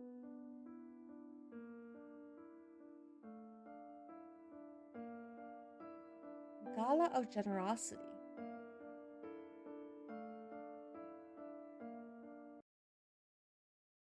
Wow. Huh? It's another afternoon in the office. My patron has stopped by to discuss a research project that I've been considering. Now that Faeology might get increased credibility, especially with the police, I think we should examine the prevalence of strange deaths caused by fairies, don't you think, Mr. Hinkle? The police might agree to help us collect the data. I'm not so sure about that. It would take time for the police to trust us to that extent. Besides, wouldn't it be more pressing to focus your research on warrior phase? Well, yes. We have to talk. Oh my fucking god. I just got here. Before I could respond, two individuals suddenly barged into my office. Sorry, I tried to stop him but couldn't. Even though I've told him you're in a meeting right now. That's okay, Minnie. You can let me handle this. If you say so, Professor. Minnie grumbles at Theo as she walks out. Minnie does not like you, man. And I like Minnie. What's eating you, Theo? Theo doesn't see so much as glance at Mr. Henkel. He unfurls and rolls up new paper from the inner pocket of his coat. He hands it to me. Oh no. Dan's still death. At a glance, I can see the phrases fairies are real, evil is afoot, and fairies killing humans spelled out in bold, oversized letters. As I begin reading, my patron peers over my shoulder to read as well. It is not the chief's statement that made the front page. It's another bizarre murder, and this time the victim is beloved celebrity. She danced until her body gave out. That used to be a thing. There's like incidents of people doing that. They wrote out all the extensive grisly details connected to her death. Moreover, the reports surrounding the other homicides have been thoroughly sensationalized and exaggerated. They've depicted fairies as evil enemies of mankind, and in some part, they even insinuate the war between beings is brewing. Reading all of this makes my heart sink and my stomach churn. I need to put the paper down for a moment. This is truly awful. I've already checked the crime scene. The details of this latest incident looks similar to what we've uncovered from the previous murders. Given everything, I'd say fairies definitely had the picture here. Though it's so hard to make heads or tails of all of this. It's very difficult to grasp their motives, but judging by the methods and frequency, I have to say this is significant. Something big might be going on in the land of the fairies. As the conversation unfolds, Mr. Henkel appears to be deeply in thought. I need you to check something real quick. Theo gives me a photograph of the celebrity. Knowing exactly what he wants, I retrieve the backlight from my drawer and examine the photograph closely. Both Theo and Mr. Henkel peek over my shoulder to see a sigil, the same one as the other three victims had. I suppose we can now establish that these are targeted murders. I nod at him. For some reason, Mr. Henkel is nodding with me. Although the fourth victim, Mary Hatcher, doesn't have the sigil, does she? Did you find anything about her? Theo shakes his head, leaving behind a troubled look. Nobody in the purchase records has a strong link to the girl. We're asking around here and there. The girl was a saint, everybody loved her. Her squabble with Mrs. Niblet is the strongest lead we have. A striking realization dawns upon me. What if a fairy transformed into a human and purchased the poison? What? They can do that? Suddenly, Mr. Henkel's familiar voice fills the room after his long stretch of silence. Oh yes, detective. Although when a fairy shifts into a human shape, they cannot assume the identity of someone already living. Your culprit may well be a name on the list, but one that doesn't truly exist. I give a nod in agreement with his word, feeling slightly proud that my patron is reading all the knowledge this university has to offer. Theo flinches at Mr. Henkel's input, clearly having dismissed him as part of the furniture. He then scoffs. Theo. All I got from Theo is a shrug. Surprisingly, he turns towards the patron. From what I've come to understand, fairy magic is more than capable of doing the killing. They've got no need for poison. But I won't discard the possibility. Mr. Henkel only replies with a smile. Well, that certainly is a rare occurrence. Theo goes back to ignoring Mr. Henkel and talks directly to me. I should mention that I've gotten permission for you to check the crime scene. Hey, ano ba tayo? Mitay. Coming with me tomorrow? I'll see what I can do. Alright, I've got to go. I'm leaving the newspaper here. There are more articles about Faeology that you should read. Without so much as a word of goodbye to Mr. Henkel, Theo turns and leaves. I pick up the paper again and continue reading, while Mr. Henkel silently reads along with me. The field of Faeology is indeed mentioned quite markedly, but its loyalty to humankind is under scrutiny. Although the police chief spoke of our help, the papers continue to raise doubts about our involvement in these killings. Is the Faeology University a friend or a foe? What the fuck? Ah, alright, let's go. I got an artwork. We had a date with the older guy. But now, what happens if I don't confirm the date? Load data. Because this is right before the interview with him, no?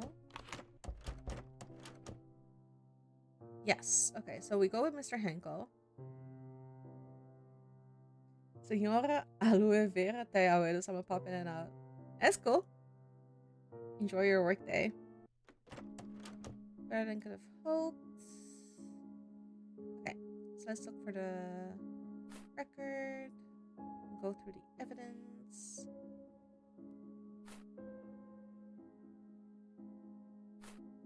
Evidence. Evidence. Alright. Give him the little guy. Just ring the invitation. Keep him hanging. Not confirming or denying anything, I simply flash an enigmatic smile. Still playing hard to get, I see. He doesn't know anything about the blood, and he doesn't know anything about the makeup. So then, ending the interview now. Good luck dating Morgan Freeman. Hold on, I already went on a date with Morgan Freeman, alright? It was a very nice time. Max slammed the door on his way out. Alright. So we now are going to re-examine all the things. And because I am big forgetful. I don't remember if I already saw the sigils or not, so we're gonna look for the sigils as well. Okay, this is the lab report. Okay, put that over there. All right.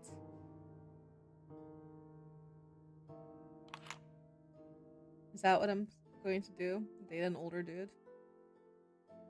Okay, that's purple, that's purple. Okay, so now I see the sigils.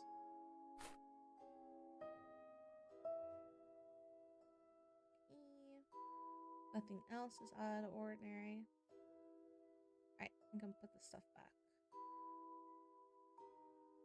Put it back. Lab report. Put the blood back. Put the ring back.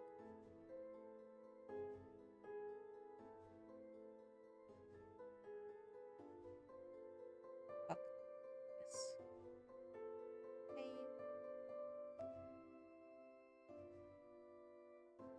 And investigation confirmed. Alright, so now we will save it here. Save data. Cool. Return. Return. No, just any other older dude God in that one movie. What was that movie that Morgan Freeman plays God in? I don't remember the name of the movie.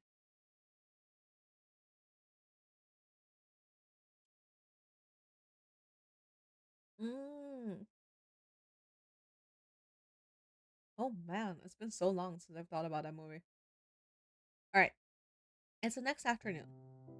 I should be grading the assignments, but instead, the detective is gonna come in. Alright.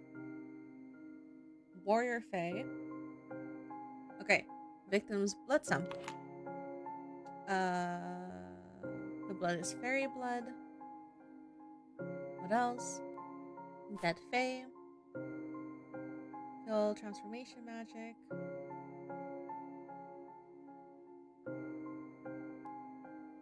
What else you got? Ring. Okay. Person wearing warps because of failed transformation magic. Okay. So, replace victims with changelings. Okay. No, me neither. Okay, so this is the other information that I'm relaying to him.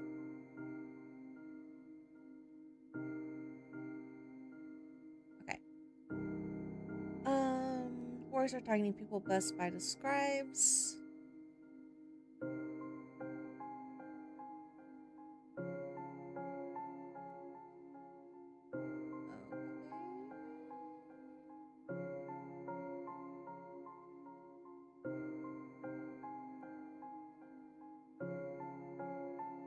You already went through all of this, by the way.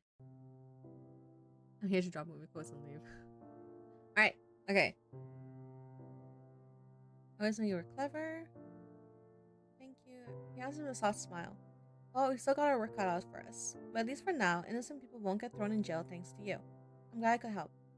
Now, I just need to convince the chief and the papers. This thing is, I might have to bring up your name in my report. Okay. I know that very well. I do appreciate you worrying about me. His concern seems to fade, and he lets out a sigh of relief. Well, this day's certainly been a ride. He glances at his wristwatch. I still got time until I have to go back to the station. Fancy a drink with me? You can tell me more about fairies. I'll listen, but with way less judgment this time. Just like I promised. Sure. Would you mind waiting until I finish grading a few assignments? It'll take 10 minutes at most. Go ahead. Oh, I can't even say yes or no to this. This is just gonna happen. Okay. Scribbling on my pen is the only noise audible. Theo then speaks. You know what we should toast to when we drink? What? We should toast to being a good team. We're a team, aren't we? Aren't we? Or at least we should be. Your knowledge of the fairies is exactly what we need to make sense of all this mess. And it's not just that, your talent for investigation is as impressive as they come. If you act as a consultant in a high profile case like this, you'd be handsomely compensated, of course. Imagine what those funds could do for your phaeology. Phaeology. Phaeological research. How? Words? So, what do you think? Would you ever consider joining the investigation in an official capacity? I'll consider it. That'd be pretty cool, wouldn't it? Ah, either way, I'm drinking this night. Is this the first ending? Detective Duo. It is the first ending. So there's 6 endings.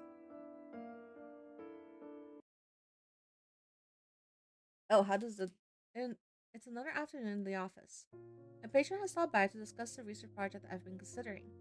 Now that theology might get increased credibility. I'm not so sure about that. Okay, so does this play out exactly the same? We have to talk. Yeah, he still barges in. Alright.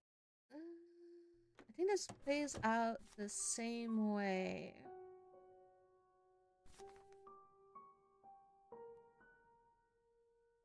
Hmm.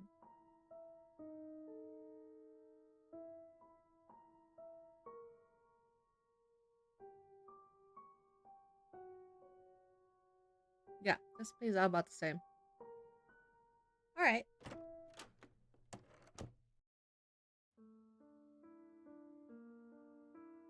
Hmm. Alright. Well, I got my 2 artworks. I don't know if ending 3 to 5 have artwork or not. Because I failed. I botched the investigation completely. I also, yeah. I also got like a mixed response. And then I got his route and the other guy's route. So maybe there's a route for making it seem like the parasitic Fae and the warrior Fae are working together. I don't know. Maybe depending on like what kind of theories I toss out while still giving accurate information about the evidence also depends like what ending we get. I don't know. But I like it. I'm happy with it. I enjoyed my time. Let's return. You know, I'm okay with ending it with that. If we do extra games, we'll do extra games tomorrow. Because tomorrow, I think the schedule is also mostly just demos. Let me check.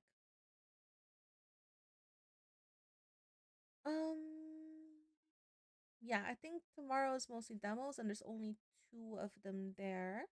So tomorrow we might do extra. I'm happy with ending it on Death and Theology. I really enjoyed my time. I'm looking forward to it. You should wishlist it. It's from the same creators as Okami. Very different vibes. But yeah, that's it. So long, YouTube. See you tomorrow, YouTube.